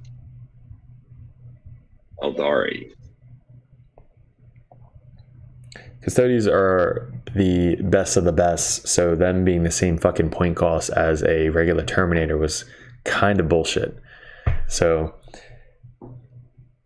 I don't know, there's what, 3,000 of them or something, and like your whole army is like fucking more models than the other army. So I don't know, I guess lore wise it's just not supposed to be like that, but almost everything went up. Trajan went up to 160, Right. which is still pretty cheap, honestly. Like Draco was at 155 prior to his point drop. And they also didn't touch a bunch of other stuff, like the grav tank is only 120 still. Shield captain went up. Terminator armor went up. Jet bike went up. Why'd the jet bike go up? And then Alara's custodians go up to 6 models. Blade champion went up to 120 points. Custodial guard is only 5 models. And custodial wardens are only 5 models, so you can only max it out at 5 models per unit. Yeah. And you can't do the fight first thing strat. I guess you can only do, you know, core strats or whatever for the free strat per battle round. So I guess that was a pretty big nerf. Well, can they still use it for the res the res strat? Dude, I don't know. Like that's the keyword you have to read is like, what is the epic, you know, stuff that you can do with the free thing. I just don't think you're going to see Custodians a lot anymore. Mechanicus went down a lot of points. They just have so many different units. Like Mechanus is a cool army. They have a lot of different units to bring. Yeah. Eldari. So I didn't know any points beforehand, so I can't really go over or anything. But if you just look, who's that one chick? The demon chick. Avatar is 335 points. The Incarn. Incarn.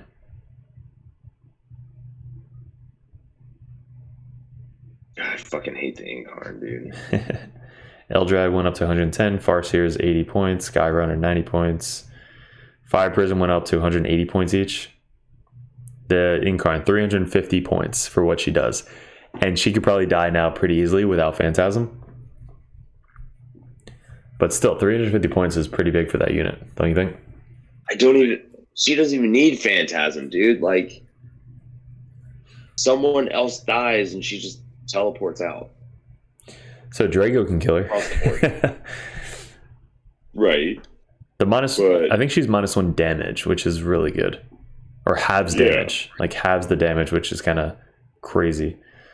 Support weapons 125. Wraith Knight 510.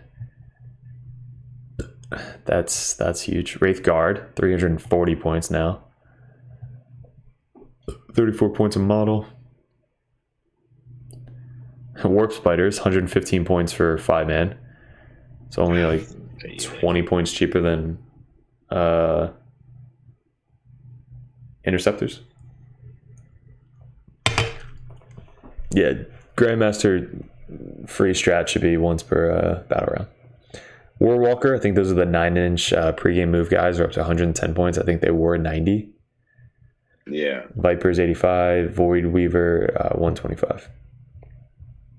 And a lot of their models still stay the same. So honestly, like, they have a really good codex to pick from. Oh, for sure, man.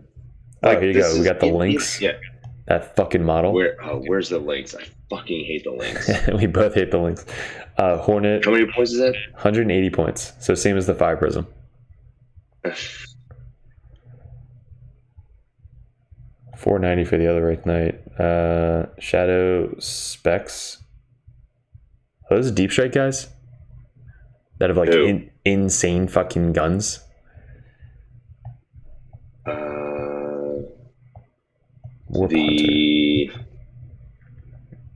I fucking forget what they're called. Striking Scorpions? Scorpion, no. All right, what else we got? Agents of Imperium. So Caldus Assassin went down 20 points, 25 points. A 25-point discount because I guess they got rid of the Vect thing. So she is amazing at 90 points. Like, she has so much. Like, anybody that has lone operative, you're limited to just movement. She has lone operative, and she could just fucking teleport assault every single turn. That's totally worth 90 points. Yeah, for sure. Yeah, she needs to stay. Boysman and Arm went up 10 points, I believe. I think they were 40. So they're the cheapest unit that you can get for the Inquisition, besides the Henchmen. So if you need to save an extra 10 points, just bring 4 Inquisitor Acolytes. That's they're 2 wounds each, which I don't know why they have 2 wounds each, but 8 wound for 40 points. Not bad. Action squads, this is what killed it. So they went up to 10 man units instead of 5 man units. So now they're up to 110 points, which you're just never going to see them again. Yeah, they're just not worth it for 110 points.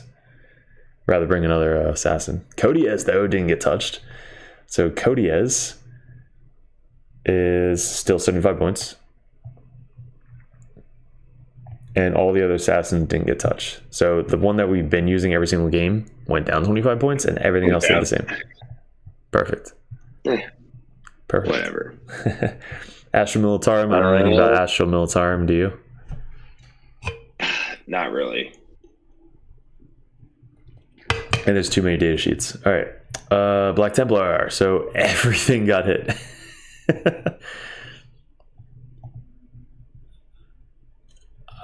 Did they go up or down?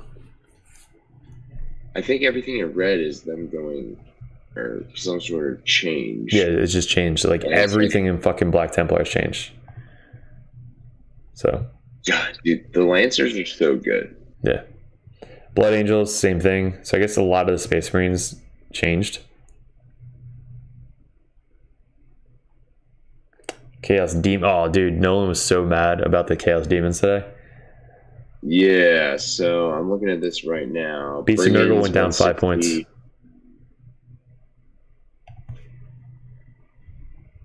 I mean, I feel like he's being a little dramatic about that. You know what I want to try out? Demonettes. In CSM? Yes. So 10 models, 120. Yeah, so Demonettes getting 10 models for 120, but you put them in a unit with the Kippy or whatever, this guy. 120 points, so basically 240 points for 10 Demonettes and Kippy or whatever. He gives them critical wound on 5. So they wound anything on a 5+. Yeah. Okay. They also get full rerolls to hit if they're on an objective. So you're almost going to hit, 90% of them? And then you crit everything on a 5+, but they have devastating wounds. Right. So no saves whatsoever.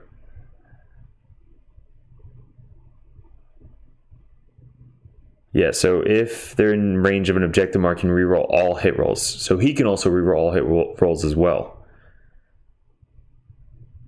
And their weapons are devastating wounds. So it's basically AP1 devastating wounds. So as long as they get crit throughs, you basically just don't get a save. So imagine these guys like coming in and just fucking plinking the shit out of your entire unit, or a tank. Like them coming in and just killing a tank with no saves whatsoever. Dude, get a Red Bull, man. You fucking yawned 20 times. Sorry, I got up at like. You probably got up at like 4 a.m. Yeah. Sure. All right, let's talk about Chaos Space Marines. Yeah, go to them. Fuck Chaos. All right. Nurglings went down 5 points. I was just thinking like your add-ons to Chaos. So Blue Scribes didn't change. Nurglings went down 5 points. Flamers went up to 80. Yeah, so Flamers fucking no. Changeling went up to 90. Yeah, but I think I still think one squad of Flamers is still worth it. You think so? At 90 points, they can still. I think I'm gonna still use them exactly the same as I did before. Flamers are 80, right? On the line. They used to be 65. Now they're 90. I mean, 80. Oh, they're 80. Well, yeah. Okay, so right, 15 points. I mean, still they can score an insane amount of points. Let me ask you this: have you ever looked at Screamers? Seekers. Sorry, no. Seekers. Oh, Seekers, the big like horse-looking things. Yeah. So I was super bored the other night because I wasn't making any lists because the points changes. Yeah. So I was just reading the demons' fucking indexes, and the Seekers have a Scout move 9, and I think their speed fucking like 12 or something.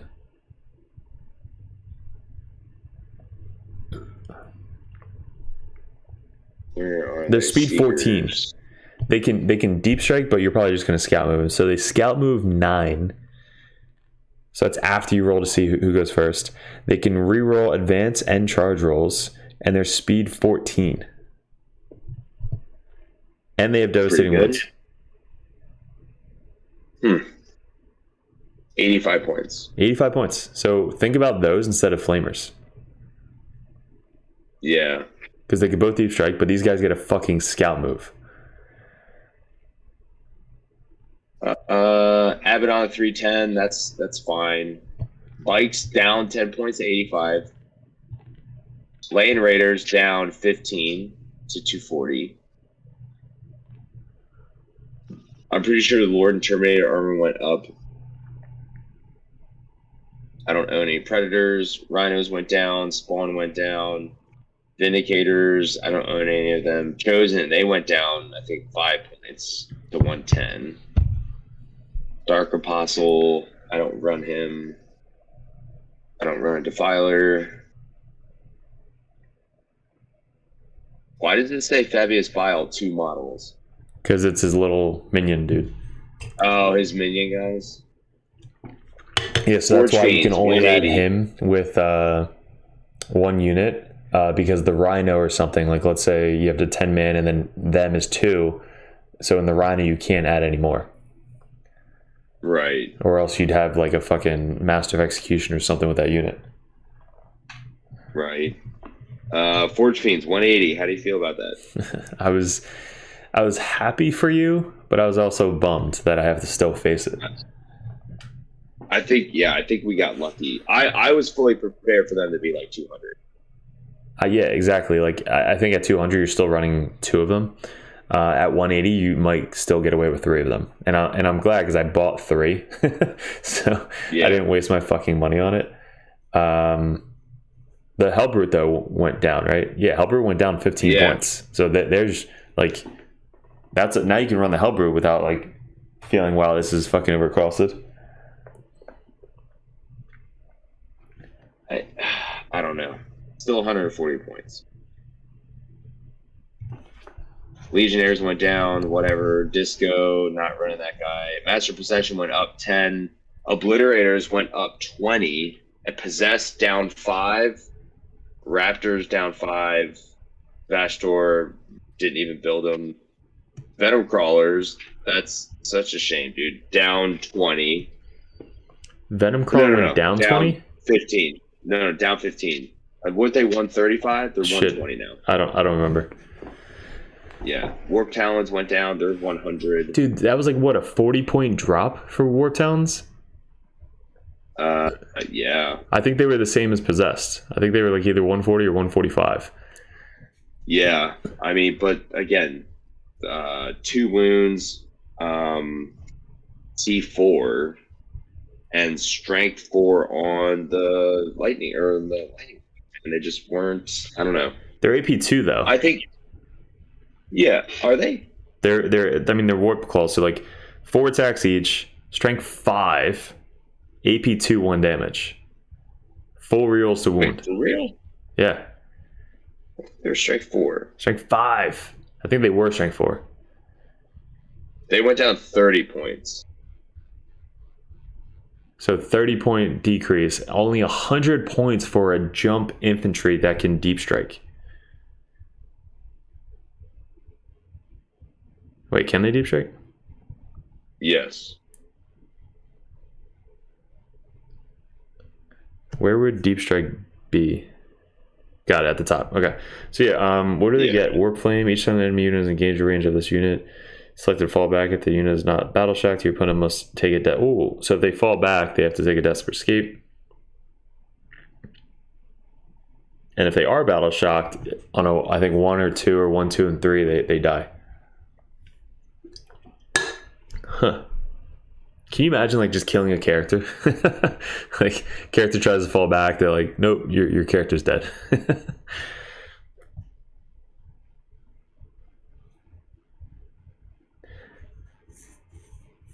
Dude, I think we should look into Raptors and the World Claimer.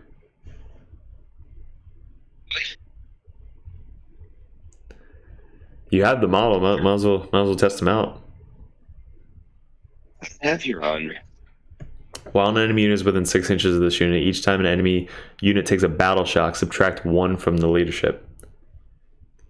At the start of the fight phase, each enemy unit within engager range of 1 or more units with this ability must take a battle shock test. Dude, that is good.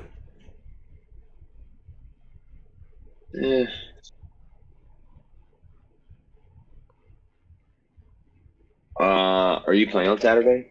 Fuck yeah. I'm not playing. I'm going to Jaren's. It's his first soccer game, so I'm gonna go watch him play. Nice. Yeah. So yeah, I think for me, I'm not gonna make any wild changes to my list right now. I think I'm just gonna generally keep what I had before, kind of keep chipping away like that strategy. But yeah, still 2 Porch Fiends. Like I said, I'm bringing back Possessed with the Master Possession, using him more as like a precision tool versus like the 10-man squad, like as a main battle line, kind of like taking a hold an objective. Bikes are staying, Obliterators are staying. We're just 1 squad, and then I'm gonna hold on to the Flamers a little bit longer. I'd like to get a Changeling, so we'll see. So you're gonna try the Changeling? I'm just saying, like, if we're getting rid of, if I have an extra, like an awkward 90 points left,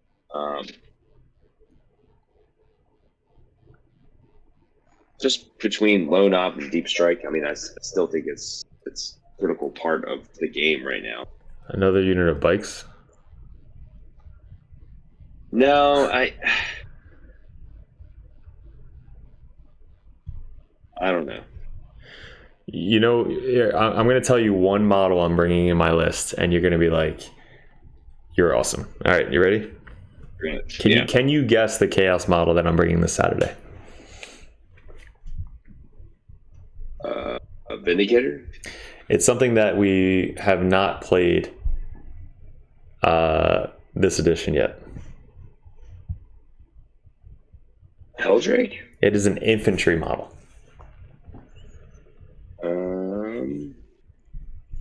I don't know. Huron? Yes. Yeah. Huron Blackheart is in the list for Saturday. You're like, oh shit, All right. what's he doing? Oh fuck. Yeah.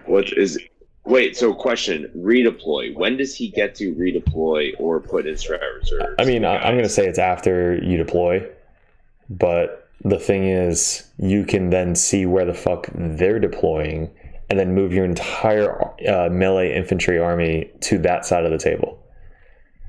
But it's 3 models, right? 3 units. Or 3 units. Guess how many Kris units I got? 3. Yeah, my pregame setup's probably going to take 20 minutes. Right. So just put me on clock. And that he's with a 5-man Legionnaire unit. So his redeploy doesn't have to be on the table. So he can come in from reserves and still do something. And a 10-man Legionnaire unit with Abaddon. I tried the Legionnaires with Abaddon. They died by someone farting in the breeze. So, but they probably killed something though, right? That game, no, they didn't do shit.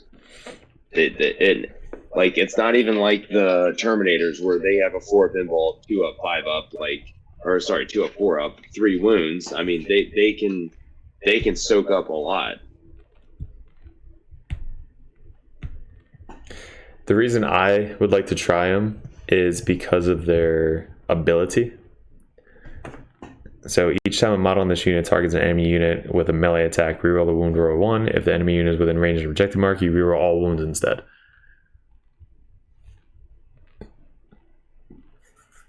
So, Abaddon, 4 rerolls to hit. Then the whole unit has 4 rerolls to wound. Wait, say all that again? So Abaddon gives 4 rerolls to hit.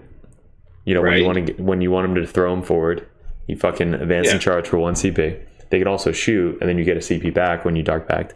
But you then charge, and 4 rerolls to hit, exploding 5s,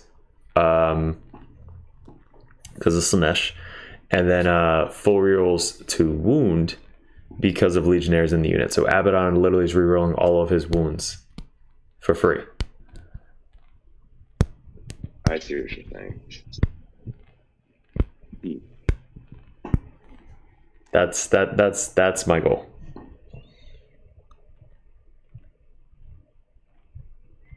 And it's just a melee unit. Like, it's all fucking AP1, AP2, 2 damage. Yeah, I mean, dude, you got to try everything. Oh, we're trying it. We're bringing a shit ton of models. Yeah, I think I'm gonna get some practice games on Sunday, maybe tomorrow night. But anyway, dude, I gotta go to bed. I gotta get up at like 5 tomorrow again. Yeah, no problem. But anyway, so overall, big thoughts. I mean, dude, I'm happy with it. Like, again, I've only been playing 40k for like 3 years, but from what I've heard of the past, like, there was no like data slates. You would have busted things like forever. I'm happy with just the fact that like updates happen. I know people get super locked into like, oh, my faction this or my faction that or my favorite unit this or that or whatever. Like, I think it all like ebbs and flows. So it's like, you know, looking at the GT, like, I'm curious to see what the next GT pack is going to be. Like, are they changing the missions? You know, what other kind of constraints are they going to put on that? So, and then you build your list from that. Yeah. It's going to change the meta. Like, I love that Games Workshop's keeping up with everything. So they're trying to keep everything like as even as possible, or like the win ratios as even as possible. So I am super glad that they're doing like quarterly reviews, changes, updates. So it kind of keeps it fresh the entire year. Right. Not just the same thing over and over again. Yeah, dude, absolutely. All right, bro. Hit me up. Cool. Maybe you can get a game in on next week. Yeah, what are you doing on Sunday? You got a game already? Nothing on Sunday, but I do have a tournament on Saturday, so Yeah. probably got to spend some time. Okay. But You're about to get married. You're about to spend all the time.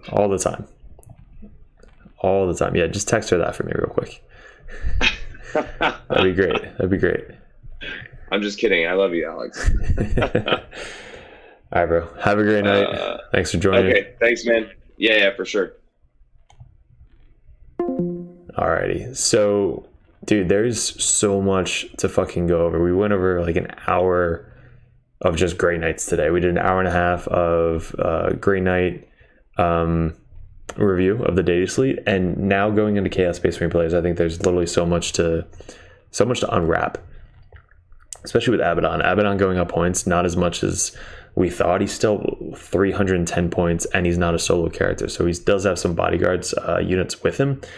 But Chaos Bikes, they were already in my list. Like, they were already being used in the list. Not Death Guard yet. We're getting Death Guard next.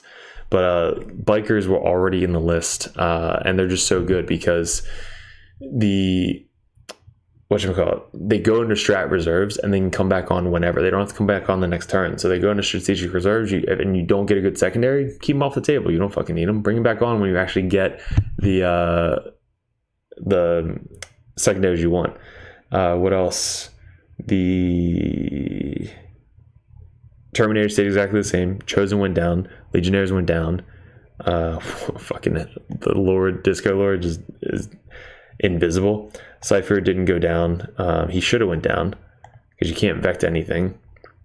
Dark Commune stayed the same. Chris Cultist stayed the same. Regular Cultist I think stayed the same. So it's like Blitz went up a little bit. Possessed went down 5. Raptors went down. This only went up 15 points. So if you have 2 of these guys in your list only went up 30 points. So basically it's like the list didn't change enough to make them not playable, because you can almost run any different variation of Chaos Space Marine player and still have fun with it. So I'm excited for Chaos. I can't wait to run them on Saturday and kind of do a video on it. That should be super fun. But let's get into Death Guard, guys. So Death Guard, God, there was a fucking video going on earlier today. This guy was doing one of the top players in the world, Death Guard. I think he was ranked number 1 in 9th edition.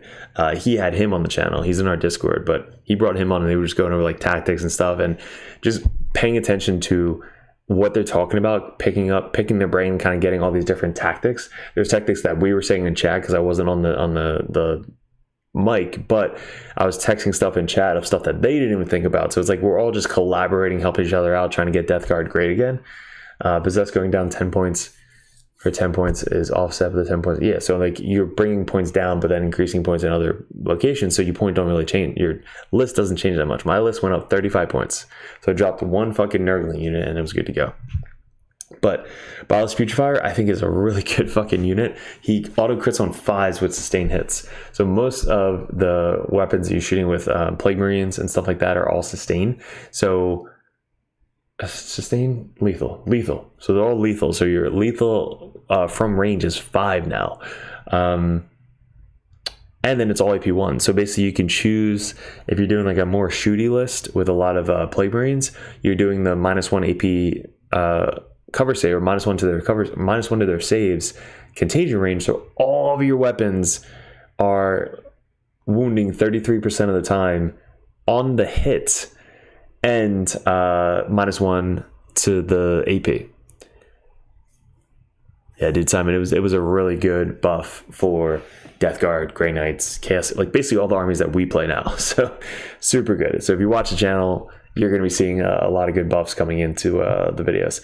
So Ballast Putrefier, I think, is really fucking good. He's got a free grenade strat. I used the grenade like fucking 6-7 times throughout this weekend. Like, it was such one of my favorite strats. You can use a grenade when you fall back, which was news to me going into Nova.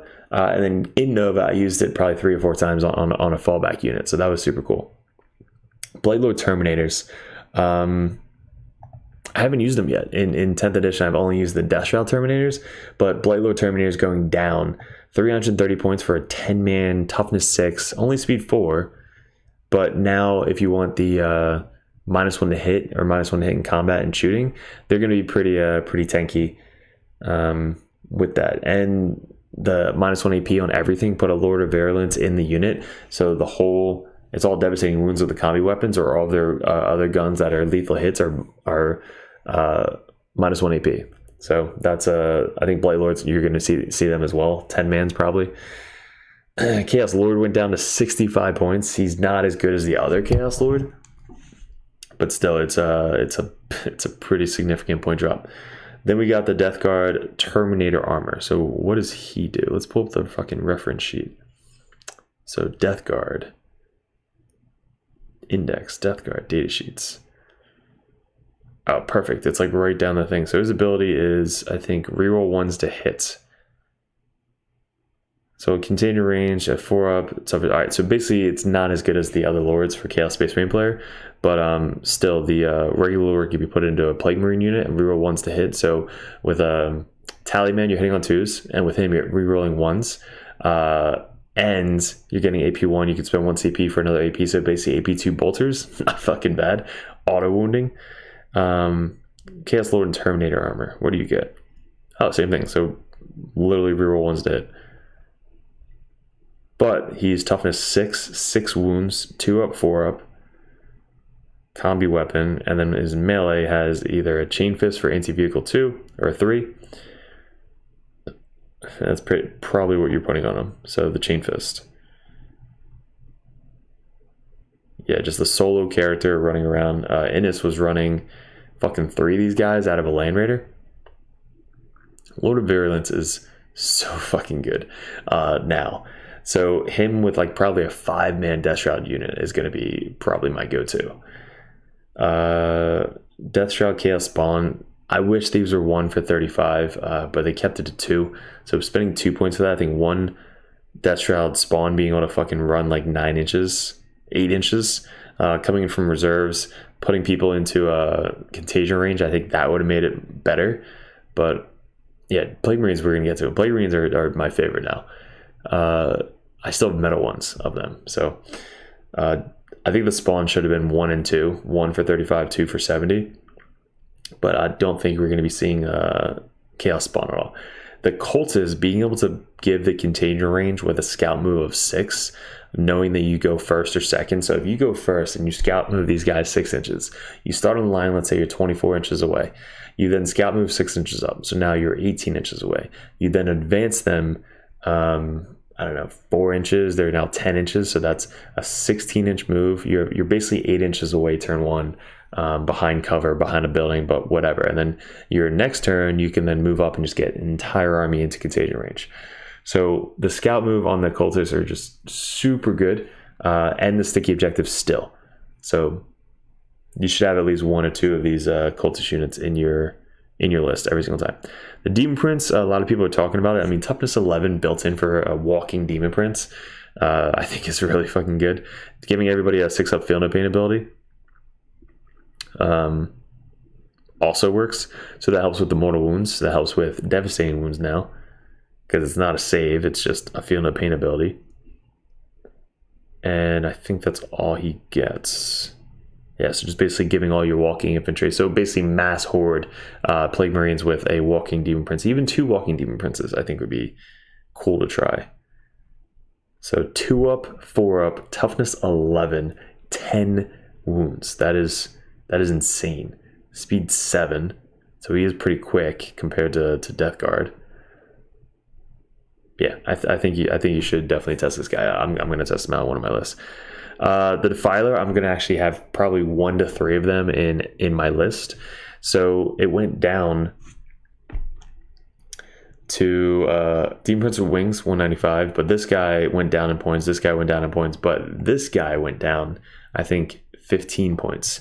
So Defiler, if you guys haven't seen him, his abilities are each time this model makes a normal move, advance, or fall back, it can move over friendly monster and vehicle models and terrain features that are 4 inches or less. So there's a lot of 4-inch terrain features out there, and you're just basically going to be able to move right through them at speed 8.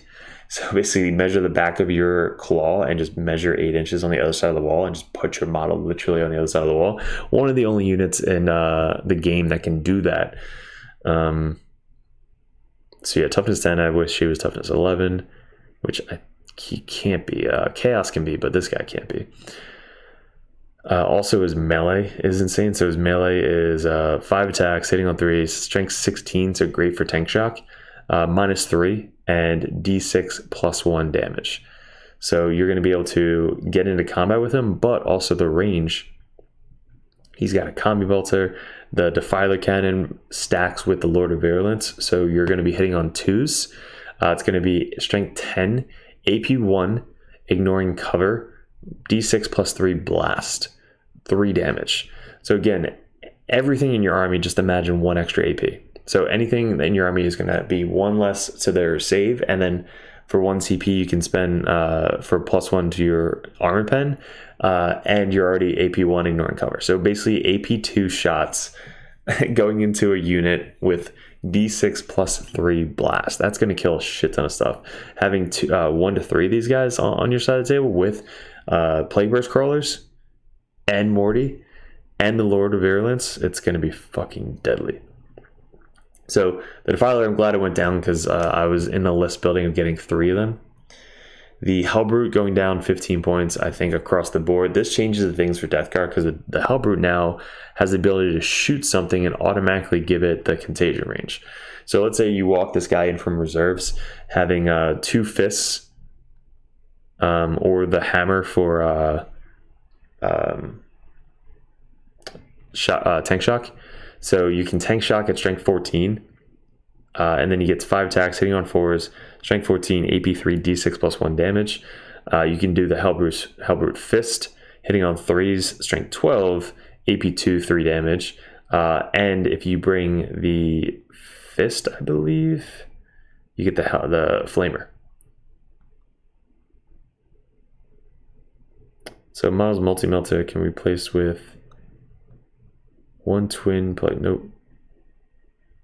Okay, so for each Hellbrute Fist, this model can be equipped with a heavy flamer. So basically you can have 2 Hellbrute Fists if you really want to, and 2 heavy flamers. So that way when they walk in from reserve, you have a 12-inch auto hitting in contagion range ability. And then the Plague Burst Crawlers just fucking nail it down and just murder whatever the fuck you want to murder. Or you just bring the Plasma Cannon and a Hellbrute Fist. So that way you at least have the Heavy Flamer and the Plasma Cannon if you can walk on and shoot them there. I'd probably just go the Hammer just for more rolls on tank assault, or 2 Hellbrute Fists and 2 Heavy Flamers. I think Heavy Flamers are going to be insane on this Hellbrute. It's only 140 points, so I think coming in from reserve is going to be the way I play him.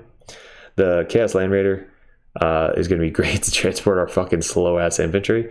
So I think Innis ran a list with just all characters and a Land Raider, and all the characters are in there just fucking like it's a bus. So the Land Raider is now our bus, just fucking transporting everything up. I didn't run a lot of tanks with Towering now, and now Towering is kind of nerfed. You're going to be able to run a lot more tanks and test them out to kind of go against the Towering keyword. Annihilator stayed exactly the same. The Predator went down 130 points, so they're both at 130 points now, so you don't really have to choose points to run the list. And then we got Deathguard Rhino went down 10 points. That's awesome. The Deathguard Sorcerer and Terminator Armor, 70 points. That's the one that can give you -1 to wound, I believe, or -1 damage. So the abilities on a 2+, subtract 1 from the damage roll. So you put this guy into a tanky 10-man Blightlord Terminator unit, and that whole unit will be -1 to hit and -1 damage with the Sorcerer. You can make the Sorcerer have the Contagion range, +3 to Contagion range auras, or the Chamberlain, so that way it's -2 to charges. Most likely you don't care about getting into combat because you're going to be -1 to hit anyway. So I think that's going to be a really good combo, having the 10-man Blightlord Terminators plus the Sorcerer and Terminator armor. Or you fucking do a 5-man Death Shroud. It's -1 wound, -1 to hit, and -1 damage. That sounds even more fucking deadly. Death Shroud Terminators. So this is awesome. I think they were 145 points, so it went down 20 points. 6 models you can have in a unit, 250 points.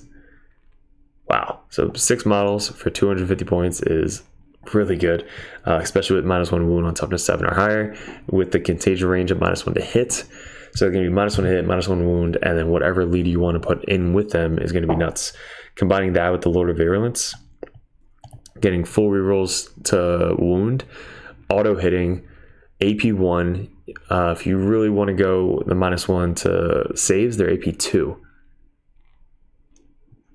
Question, will Death Guard get 1 new model? What kind of model are you looking for? Because they do have a lot of options. It's just, I don't know what new models they would be getting.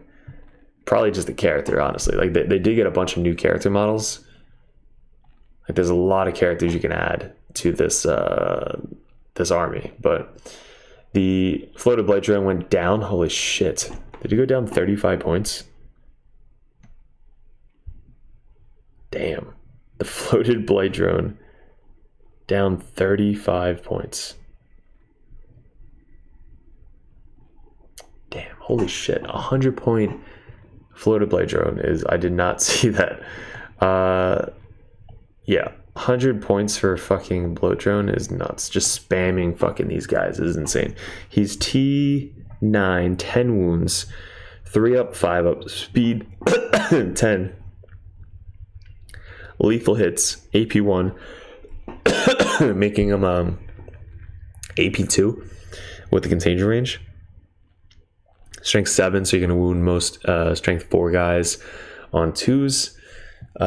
Strength or toughness 5 guys on 3s. Wow. And 2 damage. So he's definitely a fucking Marine killer. 100 points, holy shit. Foul Blightspawn went down 10 points. So the fight first ability, if you just bring fucking 3 of these guys for Blade Marines, it's going to be scary.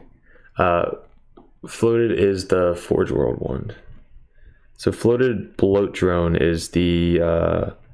you have a couple options. You can bring the Heavy Blight Launcher, so it's not the Forge World one. It's the regular one that you can bring a Heavy Blight Launcher, which still isn't bad. The Plague Spitter or the Flesh Mower. So the Flesh Mower is the one that has a shit ton of attack. I think it had 12 attacks last time. Now it only has 10. But it's AP1, 2 damage. But speed 10 for Death Guard is nuts. It'll just kind of keep up with Mortarion as you're fucking flying Mortarion across the table. Foul Blightspawn, it's totally worth it. 60 points for a really good fucking range weapon. And the ability to fight first for your unit. They didn't change anything with fight first, did they? I think fight first it stayed exactly the same. Lord of Contagion went down a lot because I think he was the same as the Lord of Virulence, but nobody was taking Lord of Contagion because it's melee and we're not really a melee happy addition. So a friend of mine has 10 of them. He'll be so 3 gun guys, 3 melee guys. I guess you can't do that. I think you'd only bring 3 of them. So 300 points, not bad. It'd be good for a fucking apocalypse game, definitely. Then we got Lord of Virulence is 100 points, so he went down. But he's still almost a must-take if you're bringing Plagueburst Crawler. So reroll to wounds. You're putting him in a 6-man unit of Death Shroud. So the Death Shroud get full rerolls to wound. Auto hitting, I think it's lethal hits. Or anti-infantry 4+. So anti-infantry 4+, full rerolls to wound, and AP1 for 1 CP. And then with the contagion, they're AP2. Nuts. Milling to Plaguecaster, 65 points. I think he was like 85 points. I think he was high. So going down 20 points, really good abilities, psychic weapons, limits charging and advancing. So that with a Chamberlain ability on the unit, like nobody's getting your fucking charge unit. Mortarion going down even more points. Why didn't they reduce the Miasmic Malignifier? I think they should have reduced it just to bring it to the table, honestly. Mortarion going down is probably an auto-include in most lists now. Speed 10, really good abilities. Ignoring any really modifier. Rerolls of 1 to wound. Dude, while friendly death guard units within 12 inches of this model, add 3 to contagion range. So, damn. So you're going to be able to just spread out the contagion range so much. Oh my god. So if you combine that turn 1, I mean, you're probably not going to do it, but it's a cheeky move. You basically make contagion range extra 3 for the guy with the banner, whatever his name is. What's his name? Icon Bear, 45 points. So if you do the math, he's in a Rhino. He hops out 5, 6, 7, 8, and then he advances. So let's say he advances 4. So you move in 12 inches. He can then plant his banner 12 inches away, which is... shit. Is it just 12 and then you can't extend it? Or he extends the contagion range to 12? Is that the max? That's a great question. So is the Icon Bearer max 12? So once we're about the end of your movement phase, this model can use the ability. If it does, at the start of your next command phase, the model's unit is treated as having a contagion range of 12. So can I add to that contagion range? Contagion range of 12. So if you can add 3 because of the enhancement, so you add 3 to the contagion range, so now you're up to 15, and then you add 3 more, so now you're up to 18. So 18 plus the 12 inches that you got for advancing another Rhino, you're looking at a 30-inch contagion range, turn 1, and then your Plague Burst Crawlers just fucking unload on the enemy unit from 30 inches away. Holy shit. I think having a couple solo Icon Bearers is not a bad thing. 45 points just to do shit like that is going to make it super fun to just put anybody on the table in contagion range. Even walking in from reserves and just doing it. So you walk in 6 inches and you fucking plant the batter 12 inches. So everything within 12 inches of him is going to be in contagion range. So then your long range shooting is just going to be like, all right, this unit gets -1 to the save, this unit gets -1 to save, this unit gets -1 to save, and you're just unloading all the fucking Plague Burst Crawlers onto them and Defilers. So holy shit, that's so good. What else we got next? Mortarion, Mythic Blight Haulers was 100 points. Or they might have been like 105. They didn't go down a ton, I don't think. I think they were 105 or 110. So they didn't go down too much. They're still solo models, so you can spend, if you have an extra point, just bring one of these guys. They're fucking tanky, so they're toughness 9, 10 wounds, 3 up, 5 up, 10, speed 10. So they have ability +1 to wound into vehicles. So the ranged weapons, AP2, AP3 for the crack, melts is AP4, AP5. So if you want to bring super tanky, you just bring the contagion of -1 to hit. So now you have a lot of really tanky, fast-moving vehicles, like bringing fucking 9 of these guys and 3 floated blade drones. Like that's 3, 6, 900 points plus 300. It's 1,200 points, dude. 1,200 plus Mortarion, that's 1,500. You still have 500 points of just troops to kind of throw all over the place. Nice, let's do it. Yeah, dude, I had 9 of those 3D printed, like almost the exact same model. So I have 9 of these guys just kind of chilling on the shelf. Nox's Blightbringer, still probably never going to see this guy on the table. I mean, he does subtract 2 from the leadership test for Battle Shock taken. A lot of enemy units within contagion range of this model. So you put him with the banner, so that way that unit now is 12-inch contagion range. Can reroll the advance and charge rules. So if you roll a shitty advance out of the Rhino, I mean, combining this guy with the banner, I think would be a cool thing to try out. Because then everybody within that 12-inch ore is going to be, or 15, 18-inch ore is going to be -2 leadership. So a lot of leadership shenanigans now. Doing battle shock test that turn is not really going to do anything with the Plague Bear Scrollers, because then they have to roll a battle shock test again next turn. So, I mean, giving people a lot of zeros for primary might be pretty fun.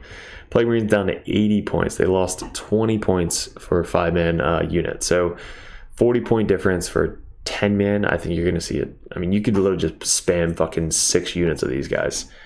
How many points is that? 6 times 160. It's like half your army. It's 960 points plus 300. Where's Morty? Plus 325 plus 160 for the Demon Prince. 1450. Like you, and then Typhus 100. 100 plus Poxwalkers went down 100. Yeah, so you got Typhus, Morty, Poxwalkers, 6 units of Plague Marines, a Demon Prince, Plague Bear Crawlers plus 165, plus Lord of Virulence solo plus 100, and you have 90 points left over. So 1 Poxwalker, 90 points left over. You just bring fucking 2 of the Death Guard icon bears. There you go. Like you could literally make almost any list now and have fun with it with Death Guard. Tallyman 45 points. I think went down 10 points, and then Typhus went down, I believe, 15 points. So huge difference. This is something I didn't know about Typhus. Is when he joins the Poxwalker unit, I had no idea. When he joins a Poxwalker unit, he gains the ability of the Poxwalkers. It says models in this unit. So now he's in the unit. Anytime Typhus kills a model, adds a Poxwalker to their unit. I didn't put 2 and 2 together. I knew his Psychic specifically says that it adds models to the unit, but now his melee will add models to the unit as well. So if he just fucking cleaves a bunch of Marines down and just adds Poxwalkers to the unit, and then Poxwalkers just kill more Marines and add more, like it's gonna be super annoying to deal with. He gives the unit -1 to hit already in melee. So if you basically stack that and do -2 to hit, you can only go plus or -1, but they need basically +2 to counter your -2 for hitting. So you're always going to be hitting on like 4s, maybe even 5s in combat. Or his fucking Scythe will go down to AP 3. So AP 2 on the sweep, 10 attacks, 1 damage. Or 5 attacks, hitting on 2s, strength 9, AP 3, 3 damage. Wow. Poxwalkers, melee weapons. If Field of Pain 5, like they're going to be hard to fucking move. Field of Pain 5+. Their melee weapons are AP 0. You get lethal hits, so 2 attacks each. You're looking at like, let's say 15 guys, 30 attacks, hitting on 5s. No rerolls, strength 3, but lethal hits. So you're going to be auto wounding on 6s to hit, and then strength 3. So you're probably going to be wounding on normal Marines on 4s because they're going to go down to toughness 3, and then other stuff on 5. So most of the time you're probably going to be wounding on 4s or 5s, and then AP 1. Just a shit ton of attacks coming in. They're OPSEC 1 and toughness 4 still, so super slow, but at least Typhus can bring more of them back now, so didn't know that. Tallyman, nothing really crazy, just an extra CP. You only get to do it once in the command phase, and then add 1 to the hit roll for a unit. So you can, the Plague Bear Surgeon stays exactly the same. So Surgeon is still exactly 65 points, now bringing back cheaper models, so it's not even worth it bringing them just to bring back 1 guy. I'd rather spend that 65 points and just bring more units, more dudes, 10 more fucking Poxwalkers instead of the Plague Bear Surgeon or Plague Surgeon. And then all the detachments and hammots stay the same. So a lot of shit has changed for Death Guard. It is looking good to bring and play Death Guard now. If you play them, you'll have a ton of fun. I'm excited to put them on the table.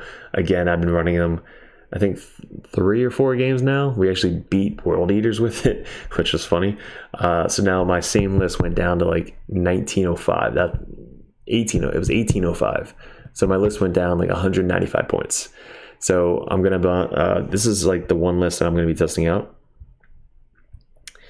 It is engines. So it's Lord of Virulence, Mortarion, Typhus, 1 Cultist unit, 3 Defilers, 1 6-man Death Shroud Terminator unit, 3 Plague Burst Crawlers, 20 Poxwalkers. So it's going to be really shitty on secondaries. I probably have to redo this list, but it's going to kill a lot of stuff. The other list I was thinking about, a Lancer. So I have to redo this list, but a Lancer Knight for 465 points. Now that Towering lost being able to see through stuff, him being in strategic reserves, walking on and just fucking matching up with Mortarion. So you have him and Mortarion running around, plus all the Plague Burst Crawlers, 3 Plague Burst Crawlers shooting him from the back. Death Shroud Terminators, Defiler. I have 125 points left over. What can I bring?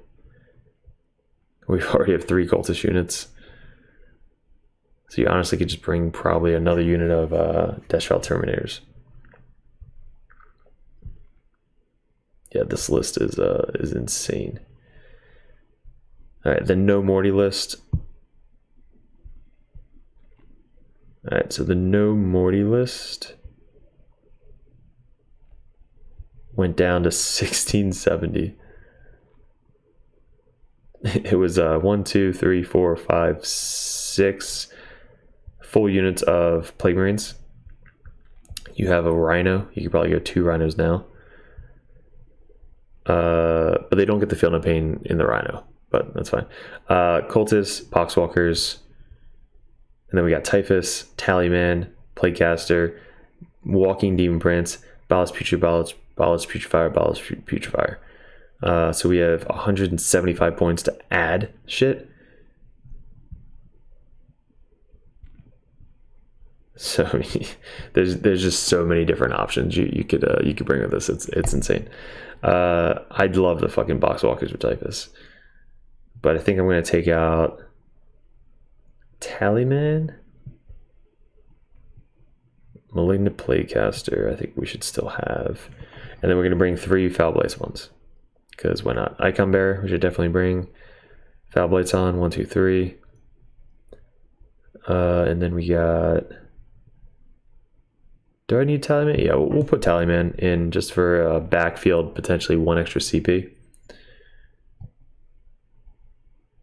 All right, so now we're 20 points over. Do we need 2 Rhinos? I think we need 2 Rhinos. We need 2 Rhinos. Do we need the Plaguecaster? That's the question. I guess we don't really need a Plaguecaster. So we're going to get rid of the Plaguecaster. Alright, so now we have 70 points left over. We can bring another Cultist unit. We could bring another character. This unit is just maxed out on fucking characters. 70 points. We could bring Death Shroud Terminator, Lord of Contagion, Willing to Plaguecaster, Bare Bone. 70 points, I think we just add 2 Nurgle units. Nurglings. Boom, done. 2,000 points. This list is 3 Ballast Putrefiers, 3 Foul Blight Spawns, Demon Prince Walking, with Living Plague, obviously, Death Guard Icon Bearer, Tallyman, Typhus, 6 units of Plague Marines, 2 Rhinos, Cultists, 20 Poxwalkers, and 2 units of Nurglings. I have to run this list. This is all bodies, all day. Cool. So, guys, I think we're gonna call it here. Appreciate for joining the stream. If you guys are head over to Discord if you haven't already. You guys are probably already on Discord. Patreons, appreciate you guys. Awesome. Thanks for supporting and growing the channel. We're gonna get a lot of games in with these new rules. Just so many lists, so much shit to talk about all day. We're probably gonna be talking about in Discord. And we got a tournament this weekend, which we're going to be playing Chaos Space Marines. So Chaos Space Marine players is going to be this weekend, and then possibly Death Guard coming up in a bunch of videos as well. So Grey Knights, we just ran 8 games with Grey Knights over the weekend. They're still going to be played. It's just there's a lot of videos to make with all the armies that we play. So Grey Knights are going to be up, Death Guard is going to be up, and Chaos Space Marines are going to be up this weekend. And the list is going to be fucking hilarious. So I can't wait to get those 3 games in with that list. So appreciate you guys. Thanks for hanging, and let me know in Discord what you want to see next. And we'll see you in another video soon.